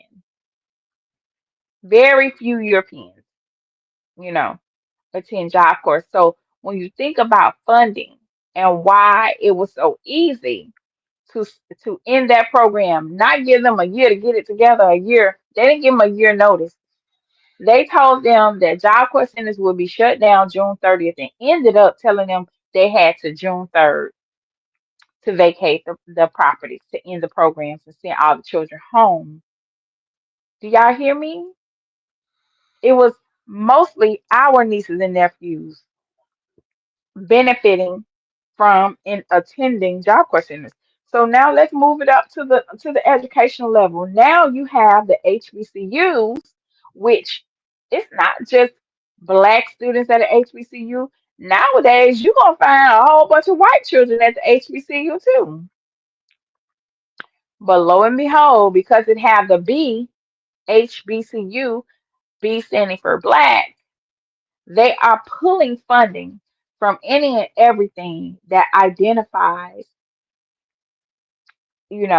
that's separate from a regular institution. So when a person when you're at war and see a lot of and we're at war and we didn't even notice. A lot of us knew this was gonna happen, but a lot of us didn't care. But the first thing your enemy is going to attack is your ability to take care of yourself. And they're going to attack what you love. That's a whole nother conversation about how proud we are as black people when it comes to our sacrifice, to education, how we have poured into educating ourselves and educating our families. And that is what has pulled us up by the bootstraps, which is being educated so that we can get into rooms and spaces and to make a better life for our children. So we have been faced with an attack on the core of Black families, which is providing opportunities for us to continue to educate our nieces, nephews, and children. Think about that. I'm just here to put it out there to give y'all something to think about and hopefully discuss among yourselves and with your families because I didn't see this conversation taking place anywhere else. And even Attorney Crump, he even shared it on his profile as well. So it's out there. Says HBCUs real as Trump cuts Black focused grants. This is our existence. So Attorney Ben Crump said Tennessee State and other HBCUs are losing millions of federal grants under anti-DEI crackdown, crippling research, canceling scholarships, and threatening dreams. Targeting programs that uplift Black students isn't race neutral policies. It's systematic to ensure inaction. So shout out to Attorney Ben Crump for bringing some awareness to this. And like I said, you all can probably find it if you search for it. This was something that I saw, and it just, you know, made me feel like I needed to let others know. Not only is it Morgan State or Tennessee State, it's Alabama State. They terminated a privately funded scholarship for Black medical students in response to threats from the new administration. As America continues to face a serious shortage of doctors, the University of Alabama in Birmingham, UAB, has ended a privately funded scholarship meant to support Black medical students following pressure from the new administration. The Herschel Lee Hamilton MD Endowed Scholarship in Medicine, launched in 2013, was designed to help cover medical school tuition for Black students with a financial need who maintained at least a 3.0 GPA. The scholarship was funded by the Hamilton family along with other private donors, and UAB was responsible for selecting the recipients. On February 14th, the new administration issued a Dear Colleague letter stating that race-based criteria and scholarship decisions were a violation of federal law. 1 month later, the Department of Education revealed that it was investigating UAB and six other universities for offering what is called an illegal race based scholarship. By April 11th, UAB informed donors that the university would no longer award the scholarship and would return the funds in notice. UAB explained that after reviewing the federal guidance, it concluded that the scholarship criteria couldn't be legally adjusted without changing its original purpose. Many, including Dr. Hamilton's family, expressed disappointment over the decision, and they argue that the move undermined critical efforts to uplift Black students in medicine and erases the legacy of a man who dedicated his life to supporting his community. Y'all, this is, this is, listen, if y'all don't feel like it is something you need to do for yourself after seeing these people take away money, greetings, Brother Charles. You are exactly right. Listen, they are attacking you from Listen, they are telling Black people you can't give Black children money to even go to college. They are telling Black people you cannot even pool your resources to send Black young people to college.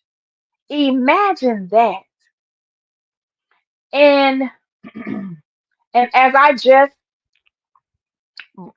brought to your attention, all of that that has happened with the Job Corps centers, Morris Brown offering to take in Job Corps students to educate them and house them, and now that I have, you know, showed y'all that HBCUs have been attacked through their financial funding. This is what I want you all to see right here. HBCUs are responsible for 85% of all Black doctors, 80% of all Black federal judges, 75% of all Black PhDs, 75% of all Black military officers, 75% of all Black veterinarians, 50% of all Black pharmacists, 50% of Black attorneys, 46% of all Black business executives, and 40% of all Black dentists. If you didn't know, now you know. They are not just attacking, us because of the color and the melanin in our skin. They are trying to cripple the intelligence that exists among us, and they are trying to dismantle the possibilities of us ever becoming or being available to our community. It's okay if y'all don't want us to be your doctor. We'll be a doctor to Black people. It's okay, right? It's okay if you don't want me to pull your medicine. We will pull medicine and we will develop healing for Black people. It is quite okay if you don't want to retain me as your attorney because I'm Black. We will represent, advocate for our own people. But no, they don't want that. They don't want us to have education or credentials that stand side by side with them. And see, this is the part we spend a lot of time playing or finding other things to do with this internet, and that's fine. Do what you want to do, but I don't want us to overlook what is happening because for a long time we have been caught up in a trial for over 30 days. And while we've been lulled to sleep in a trial for over 30 days, they have been slashing funding, taking away financial opportunities right up under our nose because everybody is so enamored about baby oil and astroglide. The whole time, your children's education is being affected and impacted in a big way. So understand that when something silly is happening in our community that we are all enamored about and it's trending, understand that when we are trending for foolishness, they are over there pulling the rug from up under us. We have to stop falling for the okie doke. It's a lot been happening while many of us have been tuning in every day to a trumped up trial, in my opinion, to keep our attention over there. So, what are we going to do about this? And that's a question you ask yourself where your own children and family are concerned. Because these are numbers right here. I don't have time to guesstimate. The facts are right in front of you. This is what HBCUs have been producing. So now that you see this, now you understand why they are slashing and pulling monies out of the HBCUs. Let me see what y'all talking about. Welcome everybody. If you're new here, go ahead and hit the like button and subscribe.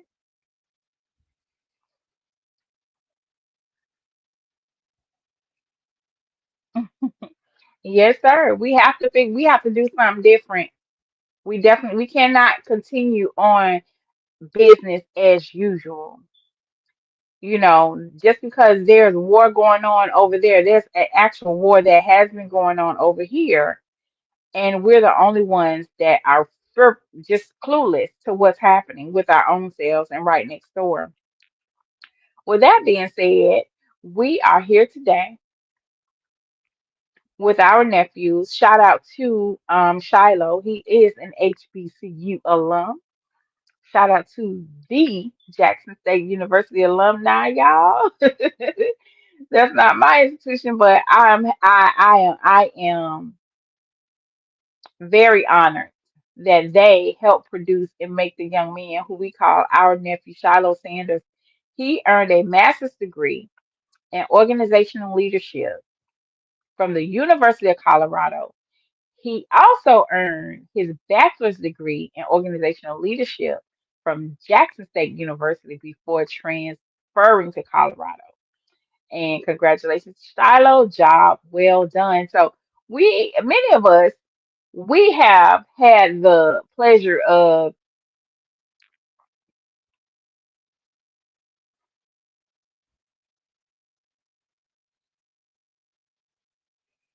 wow, yes, ma'am, Cortia. See, and that's unfortunate. Alabama is one of the Alabama in the state of Louisiana. We have to, brother Charles. We have to. We have to.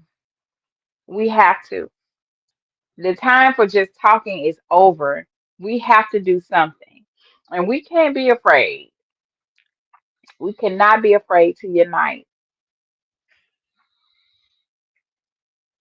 So speaking of Shiloh, we have watched the Sanders family for years. Many of us, we've gotten to know them through reality television and Coach Prime inviting us into their homes, into their home, and we have gotten to watch these young men grow up from babies, right? I think Shalomar was like maybe 8, 7 or 8 when she was first on reality TV. We watched Shiloh grow up through his growing pains. We watched him be a menace. We watched him get reprimanded and punished and get in fights with his siblings. We've seen him take boxing lessons, and we saw them play sports, football, and baseball. We have watched these children grow up to the fact that many of us, it feels like they are actually our family. Can't nobody tell me these ain't my real nephews and nieces because they are. We remember Truth Academy, all of that. So it is just it's a beautiful thing to see that Shiloh had embraced his culture and his community, and even though they were transitioning to Colorado, he stayed steadfast and finished his degree at JSU because he actually, it appeared to me that he wanted that experience. So we have Shiloh over at Tampa Bay right now, and when I say the city of Tampa loves Shiloh, I am in the Central Florida area, and Shiloh is just not, you know, he's just not exclusive to the city of Tampa.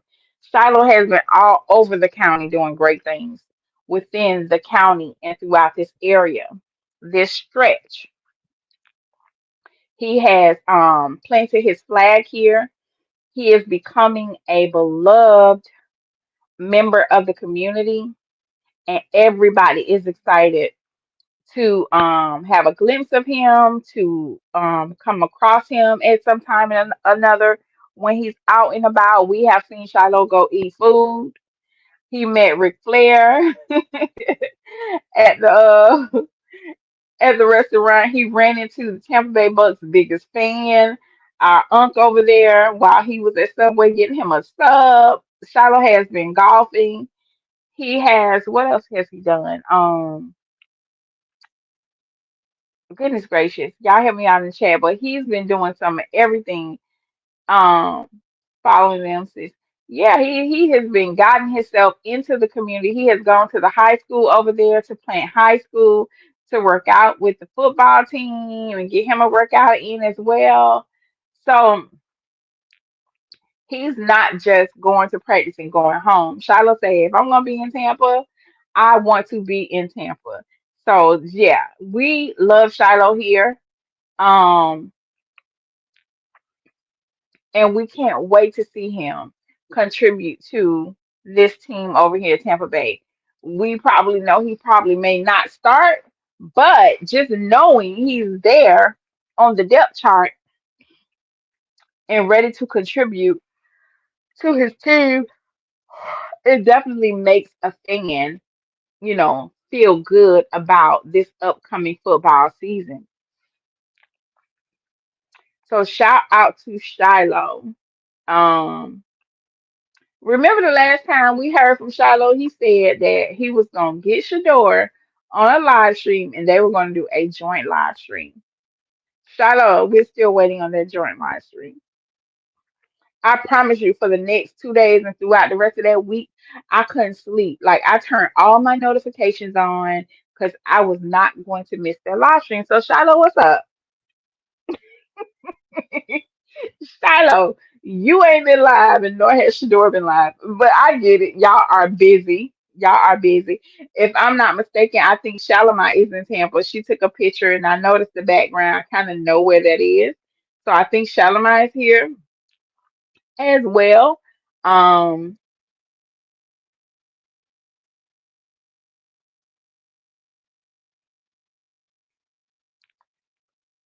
he got Buckeye and pumped up. The Sanders are pioneers, and their father knows struggles. And thank God for survival. Yeah, Shiloh doesn't, in my opinion, has not met anyone here that he all he has is friends and angels among him. Shiloh is welcomed here. Peter, I have been waiting for that joint live. Let me tell you, my laptop has remained opened. I have my thumbnail already created. I have the tabs open. Like as soon as it go live, I call myself going to be ready. And I already know the way my luck happens. The moment I leave the house for an either the smallest or slightest or long period of time, that's when the live stream is going to take place. I've already said to myself, I might as well get my mind right. If I miss the live stream, I'm just gonna have to rewatch it, and y'all gonna have to sit with me as I rewatch it, because I think that's probably what's going to happen. But in any event, we've been waiting on Shiloh and Shador to have a joint live stream, but we know that they are both busy. So yeah,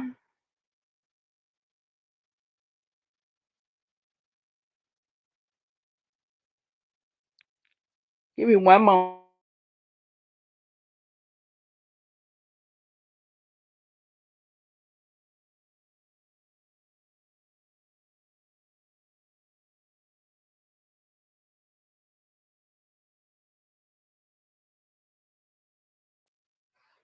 How y'all doing? Let me check with y'all real quick. I see I still have a little bit of people here. Thank y'all so much for hanging in there with me. I appreciate you all. Yes, ma'am, I am yawning. I had to go on mute real quick and drink some water. Cause don't judge me. Don't.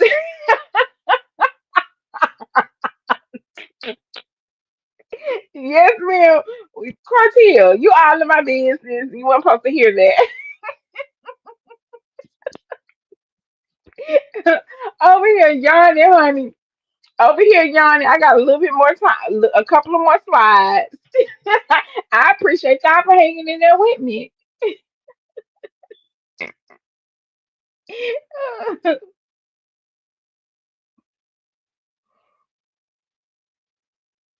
Yes, they are locked in.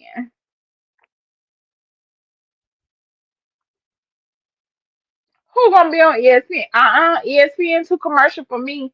Cause uh But I appreciate you saying that for me. I will work on my presentation. So if that ever happens, I definitely will look up to Coach G for speaking it into existence. Yes, they are locked in right now. So let's get to Shedeur. We have seen Shedeur locked in, right? According to Miss Aretha just brought it up. She said they're locked in. Yes, ma'am, they are locked in. Speaking of locked in, let's look at this. When we saw the last live stream with Shedeur was hanging out and supporting the 7-on-7 championship. Let me apologize for that yawn, y'all. It came out of nowhere. I'm sorry. When we saw Shador the last time, he was supporting the 7-on-7 semifinals and championship. And so let's take a look real quick. Let's take a look real quick.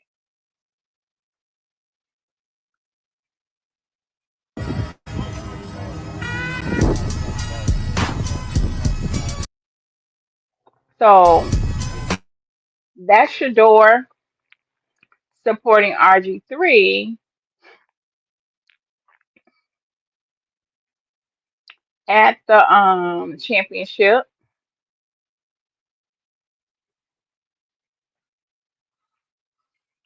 So let me get over here to TikTok real quick as well. So they're having some fun right there. And if you all know RG3, you know that he is a big supporter of Shador. He is one of the voices that uses his platform to speak up for Shador, and we appreciate him for that.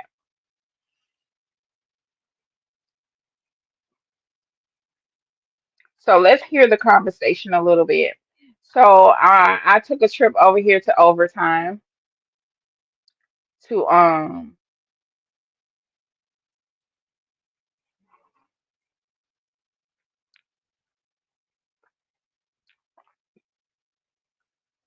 how do I unmute? Unmute. How am I gonna unmute y'all? I can't hear nothing. Oh, here we go. Hold. Okay, let's start over.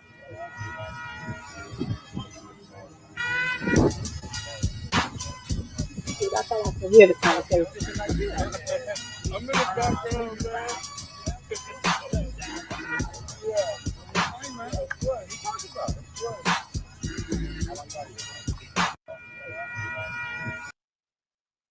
Hold on.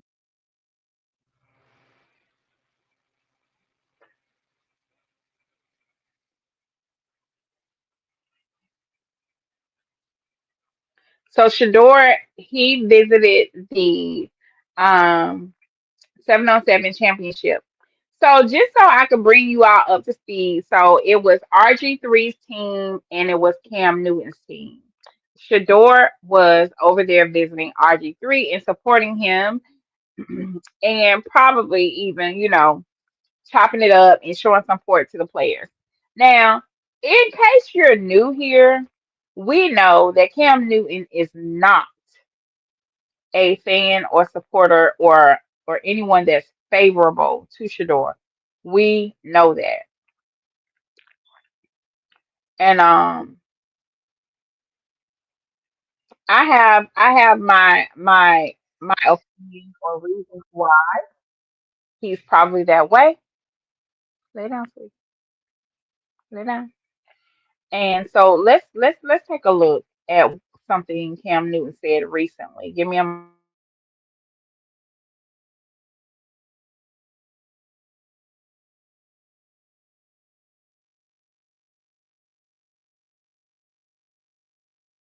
using Shadur's name, I'm speaking to the masses. Going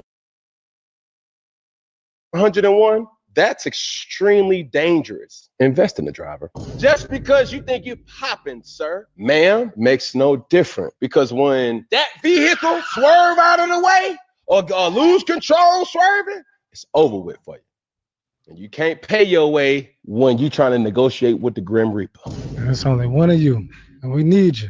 When you see those viral clips of me talking to my all-star team, it's not to shine on them. This ain't to say like, yo, bro, you ain't got no offers, or hey, bro, you ain't this or you ain't that, just to brag and boast. It's like, no, bro, I know what it's like to not have nothing. I know what it's like to be booed. I know what it's like to feel like you bulletproof and for something to happen and to penetrate you. And you realize like, why am I feeling this? Heartbroken, disappointment. I felt that. It ain't no different than the OG that's on the block. He sees the young cats and he's like, hey, bro, like, I see what y'all doing, but let me give y'all some type of advice. It's only two things that's gonna happen. You're gonna be dead or in jail. I was in a serious car accident this year and I spunt out. I'm facing ongoing traffic. And even in that moment, I said, God, I don't even know what you're trying to teach me, but I mean too much to too many people for me to put my life in jeopardy. And I gave up my rights of driving. Where every time I pull up to my driveway, I see a Rolls Royce, I see a Ferrari, I see a Bentley, I see a Maybach. I have everything. But right now, I don't value those things. I value being able to say, like, I'm putting my children in position to never have to depend on football like I needed to depend on football. I've been extremely critical on Shedeur. And Okay, so we're about to rewatch it, and I will pause it from time to time to give my feedback. And so, right here, I agree with him. He has been beyond critical of Shedeur. You know, it is at the point where his criticism is obsession. He is obsessed with Shedeur. I'm going to hold back my raw feedback because I see that Deion Sanders Jr. liked the post. So I don't know if he liked it because he appreciates Cam Newton for saying something, or he just wants to let his presence known. But I'm going to hold back a little bit, but I am still going to give my feedback. Let's go. And it's not because I don't like Shedeur. It's because, bro, I want you to succeed. I disagree. I don't think you like Shedeur. And it's okay. You don't have to like Shedeur. Whether you like him or not, he will still be talented and he will still be Shedeur Sanders with or without your validation. And everything that I've ever been critical with Shedeur is because, bro, I done did it. Okay, one thing Cam Newton is going to do, if you all have been following him for some time, and I'm pretty sure we have, I'm gonna tell y'all this. I said in a previous video, I really, you know, really followed Cam Newton. I was a fan of the show up until he started to critically judge Shedeur in a manner that it looked weird. It's like he turned into a scorned crush. Like he had a crush on Shedeur and Shedeur didn't return the admiration. That's the way it appeared. And since then he has been giving Shedeur unfavorable commentary on his platform. Let's go. Having 100, I done did that, bro. You ain't got to do. One thing Cam Newton gonna do is make something about himself. What do I mean by that? We first he started talking about Shedeur, next thing you know, now he's comparing himself. You are a grown 30-something, 40-something year old man comparing yourself to a 22-year-old. It is odd, it is unreasonable, and this is where we say you be acting weird. Why are you comparing yourself to Shedeur? I don't understand that. I will never understand that. And to me, it screams jealousy and envy. Do that. And even though I'm using Shedeur's name, I'm speaking to the masses. Yes, you got that right. You are using his name. You are using his name for clout, clickbait, and attention. And when Shedeur denied you at the UCF game last season, you have been butthurt ever since. And every time you open your mouth about Shedeur, it's not nice or favorable. I mean, you could be talking about the man on the moon, and you'll find a way to insert a topic of Shedeur in your commentary. And I'm talking to Cam Newton. Going 101, that's extremely dangerous. Invest in the driver. Just because you think you popping, sir. Okay, that was jealousy just because you think you're popping. Like, why are you so obsessed with Shedeur? He is popping. He is popping. Why you mad? Ma'am, makes no difference because when that vehicle swerve out of the way or lose control swerving, it's over with for you.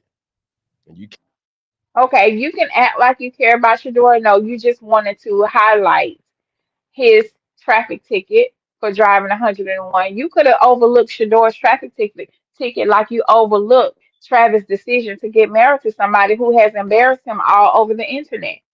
You can overlook Shedeur's traffic ticket like you overlook the rumors of Travis getting married without a prenup.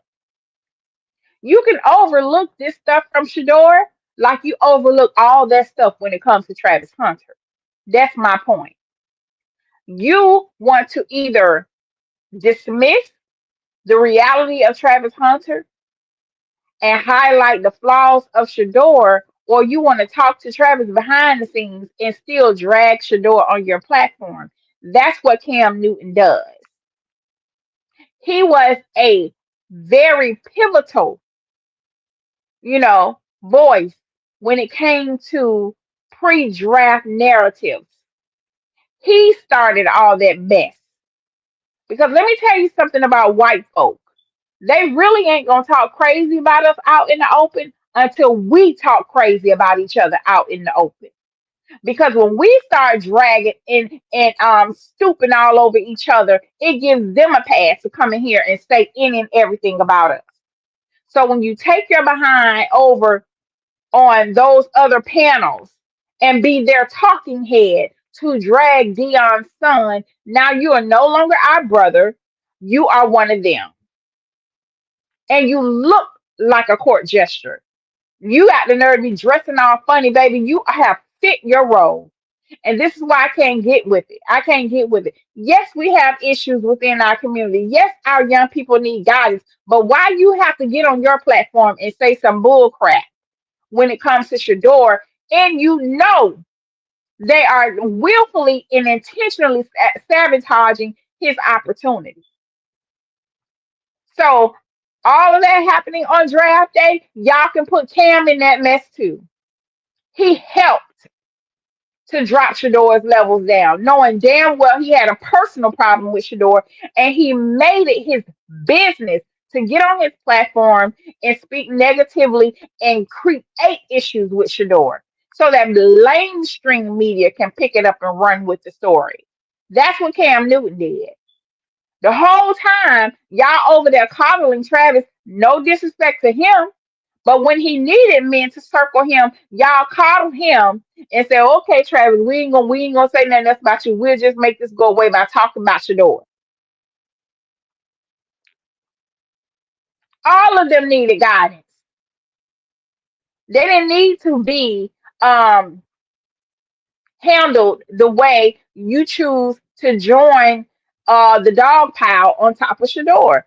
Cam Newton, here's what I think happened for you and Quincy Avery, and this is my guesstimation, right? I could be wrong.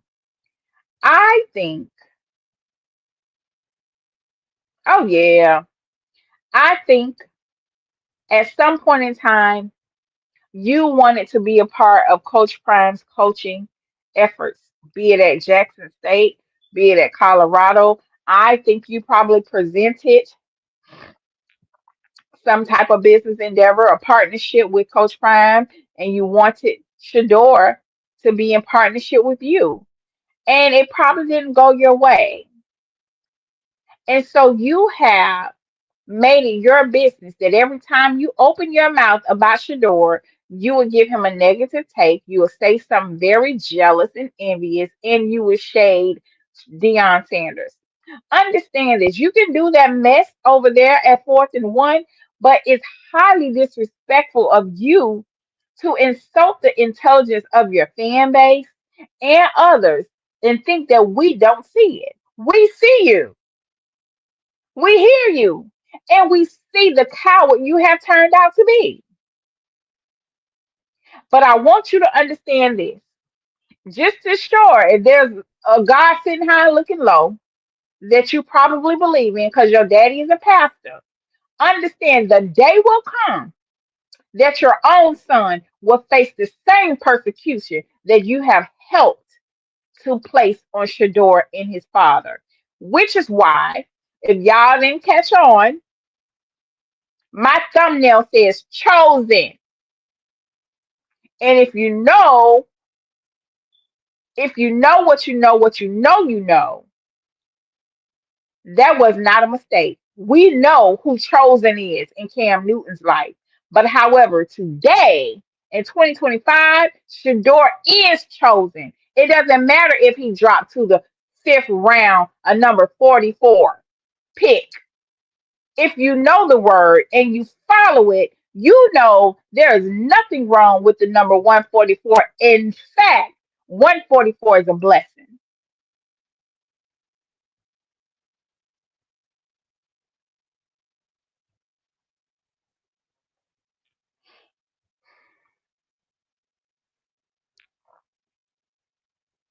Let me come over here with y'all in the chat real quick.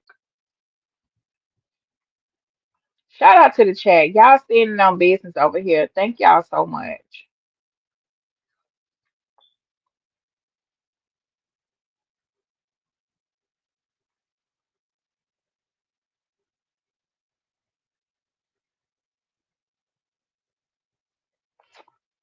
hmm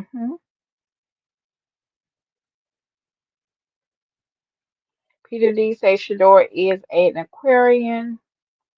We can sense evil in male content. Listen, yes, we can. I am one as well, which is why I do so much content on him and Shador, Shilo and Shador, because our birthdays are around the same time. Cam always been low key a hater on 12. Hey, Quandon. Oh no, I've been spoke on that, honey. Yeah.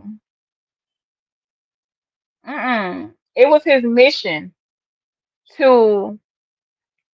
It was Cam's mission prior to the Heisman to come out with all of these narratives about Shador because in his mind, the more he spoke negatively about Shador, it will increase Travis's opportunity to win the Heisman, right? So that's what he utilized his platform to do, which was highlight and build Travis up. That's fine. You can do that. But you didn't have to do that at Shador's expense. And to that, I'll say this. If it wasn't for Coach Prime allowing Travis to play both ways, and if it wasn't for Shador being the quarterback willing to feed Travis the ball, Travis wouldn't have been a Heisman. So you can't have a Travis Hunter Heisman Trophy winner without the Sanders family. Let's make that clear over here. I've said it before, and I'll say it again and again and again and again. Yes, Travis Hunter is talented. He's very talented. But make no mistake about it. The Sanders family opened the door for his opportunity to stand in the light that he's in. They won't say it, I will. And this is not me disliking Travis or anything. No, it's not. But when he's attached himself to Cam Newton, I'ma always stand on business about Shador Sanders. Travis will sometimes have to catch a stray in the midst of it. And I'm not gonna bite my tongue. I'm not gonna bite my tongue about this. Because where I'm from, there is no gray area. You don't fool with my sister, I can't fool with you. You're doing dirty mess to my brother, I can't fool with you. If I ask you not to do it, then don't do it. Coach Prime has done much for Travis. And I'm not saying he owed him anything. But in the midst of all of that has happened, the least he can do, if he has a relationship with Cam Newton, the least he can do is say, listen, leave my brother and Coach Prime out of your commentary. That's the least he can do. Now, the most he can do is stop fucking with Cam Newton.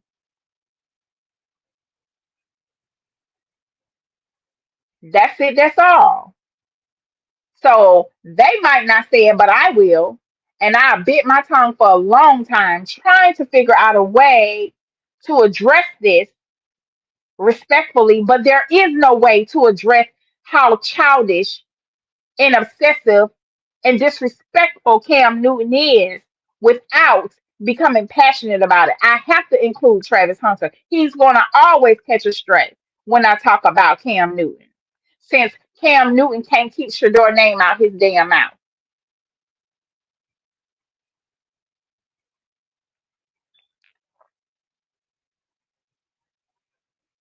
Y'all, I said I was not going to get upset. I'm not upset. I'm just passionate. So let's keep going, y'all. Thank y'all for thank y'all for hanging in there with me, y'all. Shout out to Coach Prime. Shout out to Coach Prime.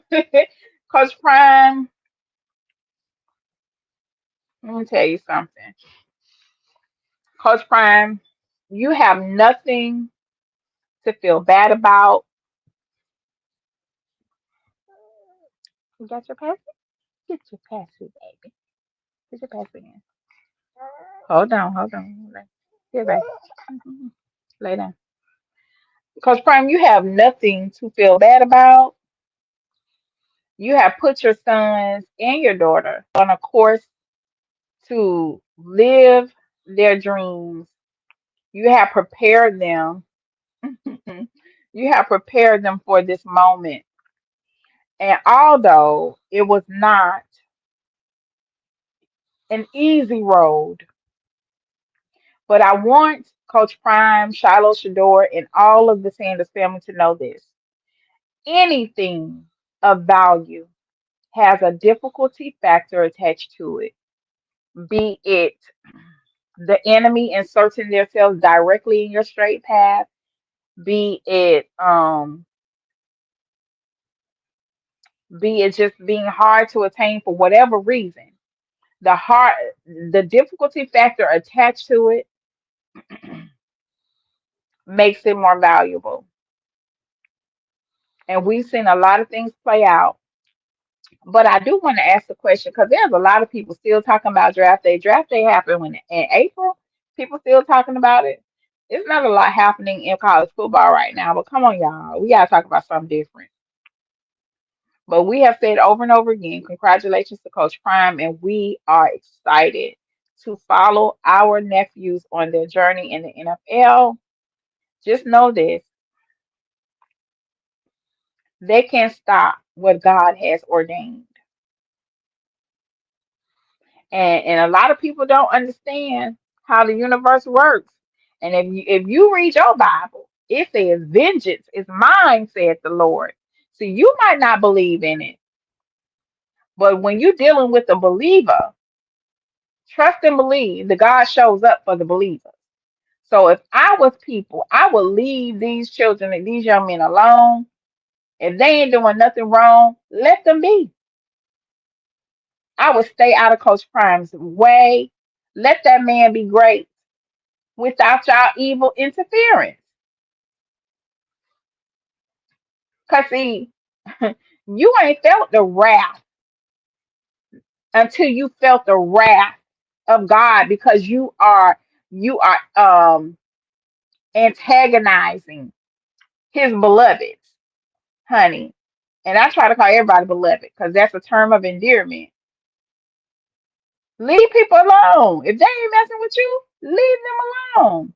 You got to be a certain kind of demon to wake up in the morning just to cause havoc on somebody's life that ain't even concerned about you. And we have enough of those people in mainstream media all over the internet. And we don't need people that look like us jumping on the bandwagon doing the same damn thing. This is why I have low, when I say low to no tolerance for that type of behavior. Leave people alone. He will never get my support again. Because he was in Shedeur's same position. He was a young man with a dream trying to get to the NFL. The only thing he didn't have was Deion Sanders as his father. So it probably was a little bit harder. He was over at the JUCO, honey, roughing it out. But you can't get mad at Shedeur because his life was a little bit easier than yours. You mad at him because God bless his daddy. You need to be mad at your daddy because he ain't set you up.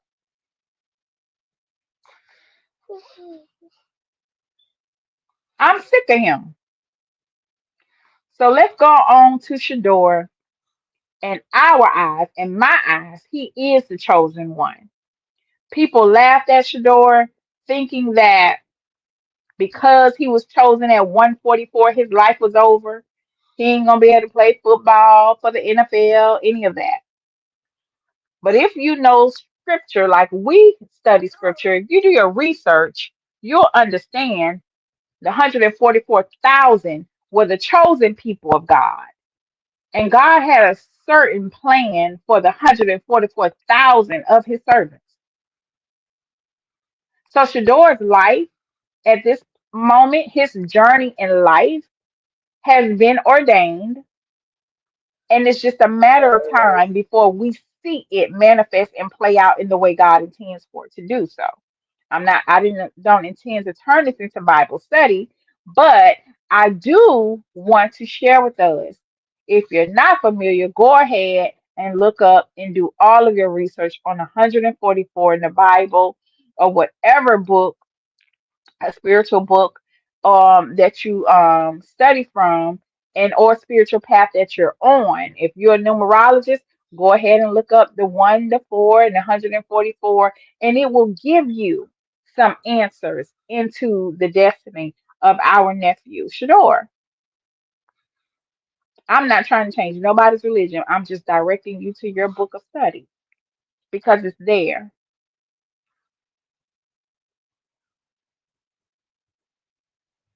So all of that happened. All of that happened, and I'll forever say that. Here we go. Of course, by now we already know Shilo is to the Tampa Bay Buccaneers. Yes, ma'am, Sister Cortia, and Shedeur is with the Browns. We know that. We know that.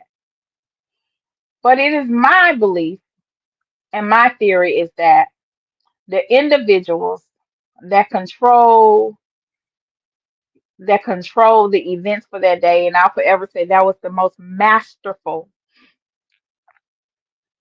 calculated event I have ever seen because it was done with so much coordination that to me, they have been studying the Sanders routines, the Sanders spending habits. They have been studying everything about and listening to Coach Prime, every word, his words in anything in between to come up with this, what everybody knows was a collusion.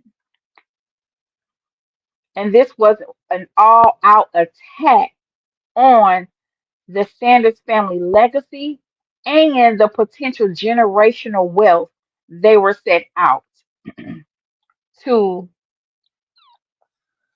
gain from Shedeur being drafted number 2, number 1, or whatever in the top 5. Pushing him down to the 5th round was an attack on the family's generational wealth and the legacy of the Sanders name. In my opinion, I could be wrong. This is just me. Okay, these are my words. It was their goal to break Shedeur's spirit.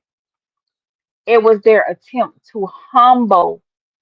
And you kept hearing that word humble. He needs to be humble. It was their attempt to so-called humble the Sanders family. I need for you black people out there, when y'all be in the comments talking about somebody need to be humble, I need for you to do your research on how the black man was humbled when he was in captivity with the ancestors of your now people who you like to support. I'm not finna get into the graphic details, but when they say humble, they don't mean humble in the way that you think they mean. See, when John Boy came to the cabin in the middle of the night and told that black woman told that man to send his wife up to the big house. It's a lot of times he ain't just called for the wife, he called for him too. They both got assaulted. And I'm being clean about what I'm saying. So when they saying humble the black man and our young black boys, you have to understand they have something else in store for them. And the reason they can't deal with Deion Sanders is because he's a hands-on black daddy. He's an um present black father, and he's intentional about everything when it comes to his black sons. He's not one of those parents that just go, okay, go play football, and you send your child over to somebody's house to live in them folks' house, and they become the house pet and everything else over there with them people. See, one thing about them people, they ain't gonna tell you is how filthy and nasty they live. And I'm not talking about just having a junky house. They are filthy as hell. And they don't see our children with adoration and admiration like we see them. They see them as an object they want to behold and have their way with. So because Coach Prime is in their face, raising his sons in their face and in their ear, Coach Prime is a problem for them. If we can just get him away from his father, if we can just separate the father from the son, then we can just have our way and create our own Shedeur and do whatever it is. They come on now, y'all better act like y'all know what I'm talking about. Y'all better research Jerry Sandusky. For years in the beginning of time, they have had access to our young boys because as parents, we can get paid away. Give the parents a couple of $1,000, let your son come train in my home. I'll be his personal coach and you can go to college. Your son over there getting taken advantage of because you so dumb. Everything white is right and you believe in a great white hope. Yes, some people are going to be offended by what I'm saying, but if what I'm saying is a lie, come up here and tell me it's a lie. Y'all know it's the truth. And because they didn't have access or was going to find it hard to have access to Shedeur in the way that they wanted to, they decided to publicly humiliate the Sanders family and try to break the spirit of Shedeur because his daddy wouldn't give them a pass to have his son. These are some sick people. And I will bet my whole income tax check that it was some of them sick people watching this happen and it was turning them on in the most filthy way. Watching this happen on draft day, they were getting more and more excited, if you understand what I mean. That's how sick they are.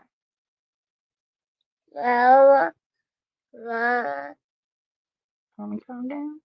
Okay. Mhm. So no, Shedeur is very talented. He is a QB1, but they just don't have access to him. And for that, he's 144. But that's okay. He's still God's child. Here, baby.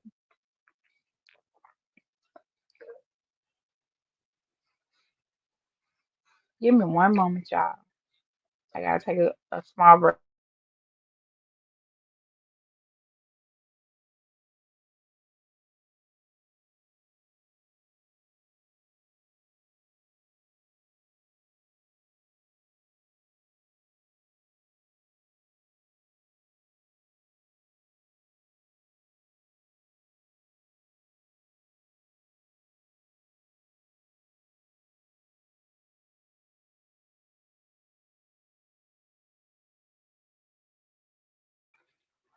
Okay, I'm back. I had to adjust. I think I was talking too loud and woke up this little baby.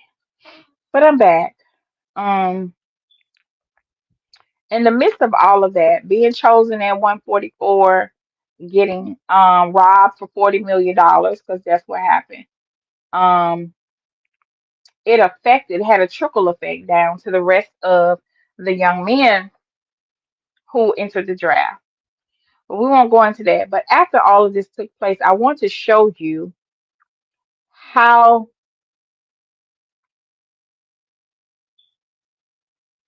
mindful Shedeur is and has been, you know, since all of this taking place. Every now and then, if you follow Shedeur on Twitter, you will, and if you have your notifications turned on, you will just have these random, you know, appreciations for God. Shedeur is very spiritual. He's very mindful of where his blessings come from.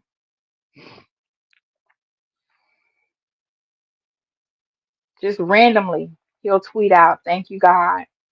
And when I see this, I also say a prayer for him and thank God for whatever it is he's doing in Shadeur's life. I too myself also add to that prayer. So from June 2nd, June 6th, June 10th, and then June 23rd, for the whole month of June, Shedeur was very thankful to God. We don't know why. We don't know why. But he made it his, intentional effort to share his thankfulness with the world, with the community, and all of those who support him. And I just want to thank God for Coach Prime and his family, because it's easy to lose your, religion when you're dealing with the open enemy. It's easy. And I always say Coach Prime is a classy man because, baby, the way my mouth set up, I always tell people I ain't perfect. I'ma always be a work in progress, honey. God is working with me and he ain't finished with me yet. But you try some mess like that with my children, honey, God know who to bless. But this is why I support him the way I do, and I support these young men the way I do, because they are an example of how to not let the enemy get the best of you, how to deal with opposition and adversity in the most civil manner, right? And they have been everything. They have been civil, they have been classy, they have been accommodating, okay? Everything opposite of what the mainstream media has said about him. He has been that. Shador has been that. And in the midst of it all, Shador comes out with a quote. Yes, yes, ma'am. He was made for this. And since we on the thankfulness of it all, it said raise a child in the way that they should go and they won't depart from it. So imagine being a parent, watching your child go through this. And now really the only thing you can do is see if what you put in them, it will be activated. You know, it said the teacher appears when the student is ready. So imagine for the last 21 years, you have imparted nothing but grace and God's word as an example to your children. And the moment comes that now that being put to test, your child has to display what they know. And Shador has displayed that. He says spiritual war going on, trusting God. Boom. Thank you, God, for the opportunity. Boom. Thank you, God. Boom. You know, he's very mindful, very intentional, very self aware of himself and his surroundings. I don't care what nobody says. Shador said, God don't make mistakes. I got faith in God no matter what. And with that being said, let me pull up this clip real quick. Y'all give me a moment.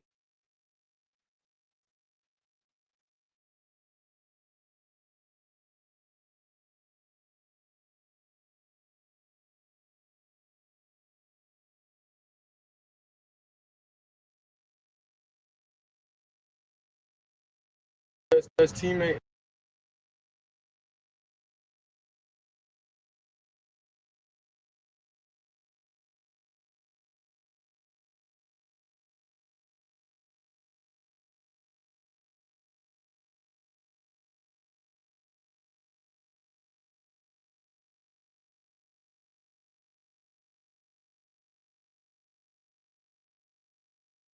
And to be as polished as I can be.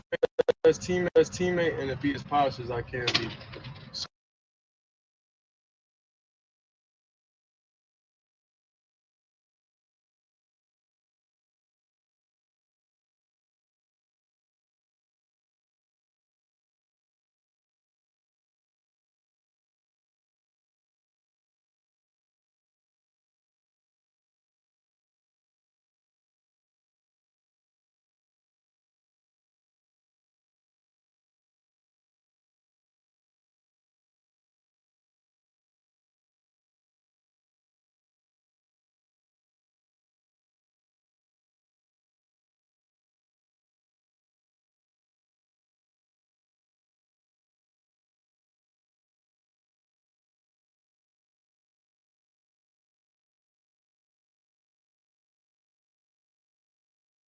Best teammate, and to be as polished as I can be. So, in every aspect, I view things as I got time. I got time to be able to grow and mature, and be able to understand the ins and outs of the defenses and be able to get the good insight from the vets in the room. So I look at it as, a plus. Like I got time to actually be able to really have a great understanding. And whenever, it's time for me to play, then it's time for me to play. But I'm not looking too far in the future about all that. I'm looking about every day in practice because I had some misses out there today that, we got to go in there and correct about Reed's getting in and out drops a little bit faster from under center. So that's the main thing. I'm focused on the small things, and over time, the big things will happen. Shedeur, you named Best teammate and to be as polished as I can be.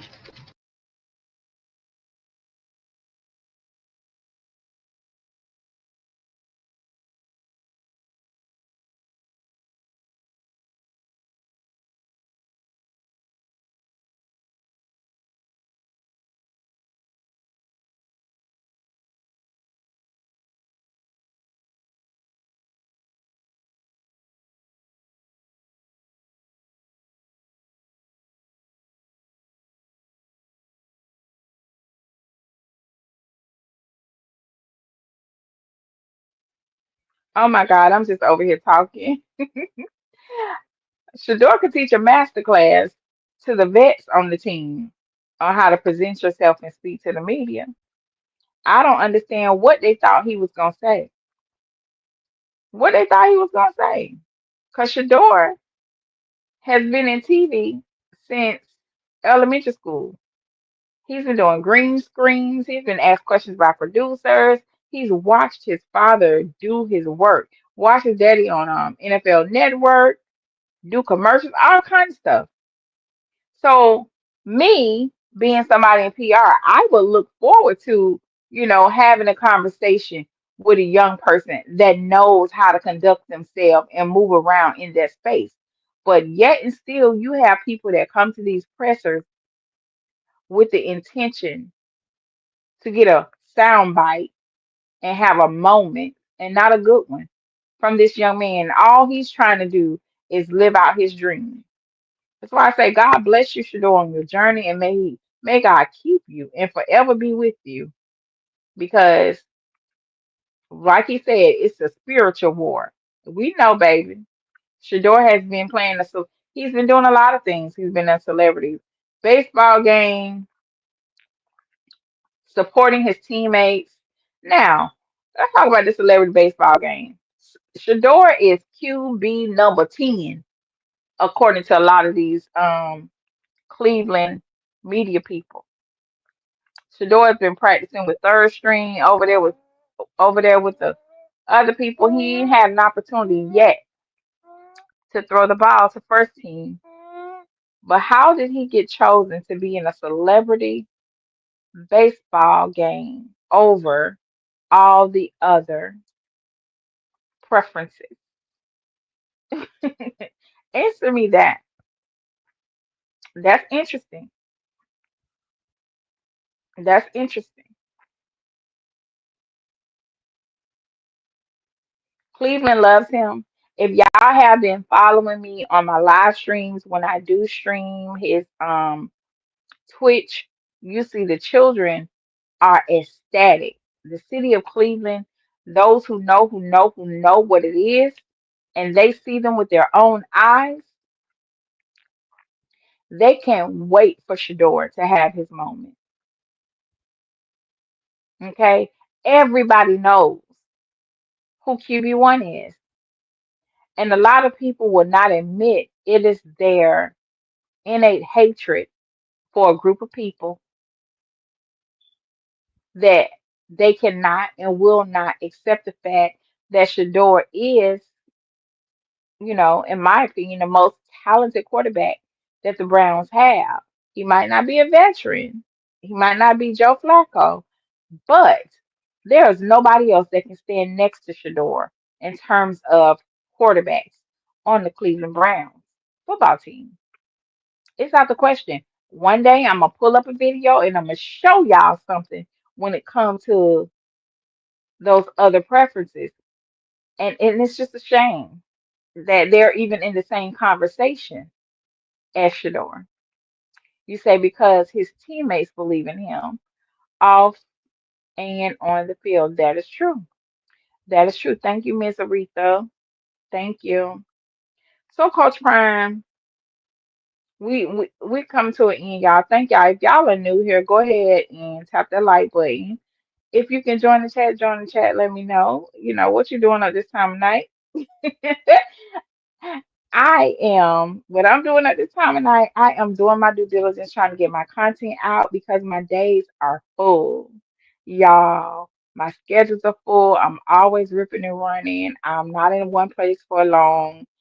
And it is hard for me to take the time and sit down during the day because it is the summertime. And if y'all know anything about the summertime, honey, it's up and it's out with these children. You got to get them out to summer camp.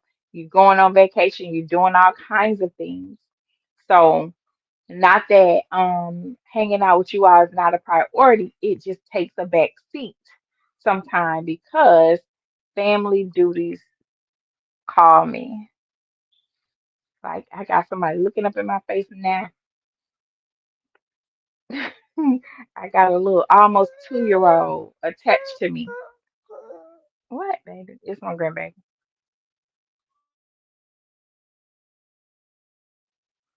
I just had to tell them I'm almost finished. So please take a moment to like, subscribe, and I want to thank everybody for watching. I appreciate you being here. And we want to once again shout out to Coach Prime. We're sending you some healing energy, and we pray that when we see you, that God has restored you to your health and your energy, and that you- none of the negativity has reached your ears. That's what I hope and pray. That's what I hope and pray. Shout out to the Sanders family. We love you all. I am honored to be your internet auntie. Can nobody tell me that Shador was not talking to me when he says his internet auntie is the best? Because in my head, he was talking directly to me. I don't care what nobody says. So if you not have not already taken advantage of the membership, I do have memberships, y'all, on this channel, and they are live and open. Just in case you're not familiar with the badges, I have a hibiscus badge. Y'all know I love hibiscus flowers, so there's the hibiscus flag. Then I have stars because I love to put a star by, people's name to let them know you are a star in my eyes. Then you have the auntie badge. There's the auntie badge right there. And then you have the favorite uncle badge. There's the favorite uncle badge right there. So, in case you didn't know, this page has memberships that have been opened up for look, not that long, a couple of weeks. and I would love for you to join my memberships. My desire is to move the elephant in the room conversations to members only because I would love to have um free and open conversations with people who so we could just share our opinions about the elephant in the room, the things that happen and take place around football and the people that we study. So let me go back to some of your comments. Peter said, in the words of Uncle Neely, has Shedeur has all of the strengths of his siblings and none of their weaknesses. Okay, that was profound when he said that. He is the day walker. Shedeur's name means flame of the Almighty. Miss Pilar named him right. Yes, a lot of people, uh, and this is why marriage is so important. It says strong marriages create strong communities. And what happens is when the marriage breaks down, it kind of people tend to judge the two individuals for whatever decisions they made to separate and do the dissolution of the marriage. But what I know about Pilar from me studying her, she's a wise woman. Although she was married to a celebrity, Pilar was definitely in touch with her ethnic background, with the history of who she is and who she wanted, what she wanted her children to know. Miss Aretha, if you go down to the chat box where you type your status and you click on I don't know if you're on your phone or community, but if you click on that happy face where you get your emojis from, the personalized badges are on top of that. So you go to the chat where it says chat and you click on that emoji face.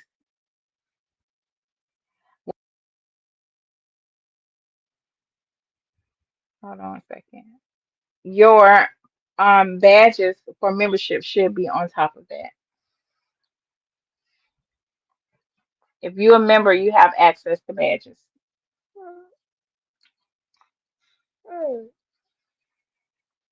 So, but I was saying though, although Pilar is a beautiful woman, she's not mainstream. She can be.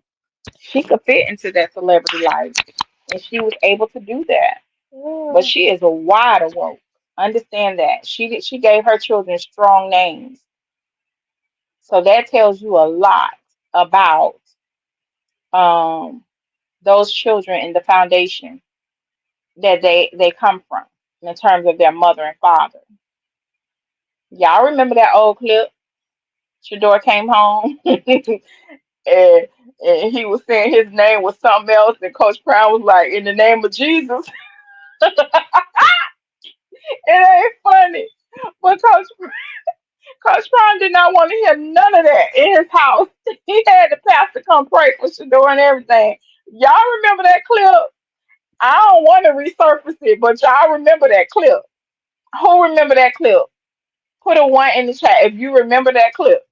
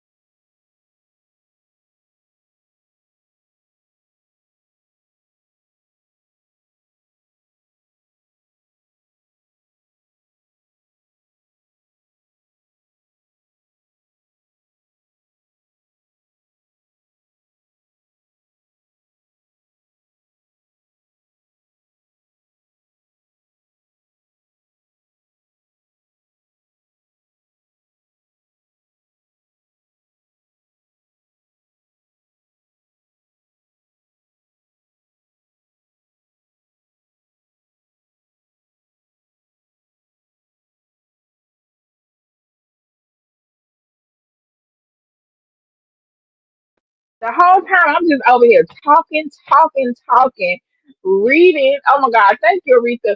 Reading y'all comments, over here talking, over here laughing, y'all. Oh, oh my God, that's because it's late and I'm sleeping. But the last thing y'all heard was me saying put a one in the chat if you remember that scene. But what I also said too, Pilar's a lot of things, but she wasn't stupid. You know what I mean? She gave her children strong names. Welcome, Valsy. Thank you so much for your membership and trusting me to bring you great content, entertain you, and fellowship with you over here. I appreciate all of you for supporting the channel. I do. I'm sorry, Miss Aretha. Oh, y'all gotta let me know earlier when y'all can't. Whenever y'all can't hear me say it, I can't hear you because I'll be over here just chatting away. I'll be over here chatting away. But yeah, but one of the things I did say, unfortunately, when a marriage don't work out, it's really it falls on the man because we know it's God over man and man over woman, and we trust that as a husband, he's going to maintain the leadership of his family and do whatever is possible within his godly right and capabilities to keep his family together. In terms of the family dynamic. And so this is why I respect marriage so much. I'm not married, but to the men that show up as husbands and they profess their marriage is a godly union and they love their wives. I respect it. I respect those type of brothers because they gonna stand onto the mountaintop and scream that they married and they love their wife. And I can't say nothing to them but blessings upon their union and them striving. So in any event, even though the marriage did not, you know, survive between Pilar and Coach Prime, it does not take away from us being their aunties and uncles and cousins and how much we love to see this family um succeed and be great and accomplish their goals. That we did not miss a beat. I never chose sides. I think Pilar is a great mother, you know. She has her moments, but that doesn't take away from how much she loves and adores and support her children. I'm a hands-on mom. I tell people all the time I am the president of the Overparenters Club, an organization. I don't know when to step back. My children got to tell me I'm doing too much sometime, and my youngest child is 25. So I am pro family over here, and I respect marriage. Okay. So shout out to all the men who do it well, and shout out to the brothers who are striving. You know, as long as you're striving, there's still grace. There's time for you to get it together. And with that being said, y'all, I'm rambling right now. So I want to thank you all so much for hanging out with me tonight for this late night night live stream. And thank you for giving me your time, your attention, and your ear. You know, I hope I was able to keep your company because y'all sure kept mine. Y'all kept my company, and I appreciate y'all for that. And like I said before, you could have been anywhere doing several things, but you found it in your heart and in your time to sit over here and just chop it up with me and give me, you know, a moment. So I don't take your presence for granted. And hopefully I will see you all in the next video. Y'all have a wonderful day. Get some rest. I'll probably see you in the next video in the next chat. But if you have my phone number or my email address, as soon as Shedeur and Shilo go live, I need y'all to figure out a way to send me a smoke signal or something. Tell me to get over here. Get over here. We're all waiting, okay? So with that being said, y'all, good night, good morning. God bless you, and may He bless you on your. Okay, so all right. Real quick. So Miss Aretha. The auntie badge it has a white background. If you click on the happy face at the bottom, right? Click on the happy face in the box. You see a pink box. Those are flowers. These are hibiscus. This box is a star because what we do over here? We stars, 5 star. Okay. I love to salute the men. And I salute the men with the star. And this badge says auntie. The white box with the pink writing. And this bag says cool uncle. It's the uncle badge is black with white writing. So if you checking in, if you just want to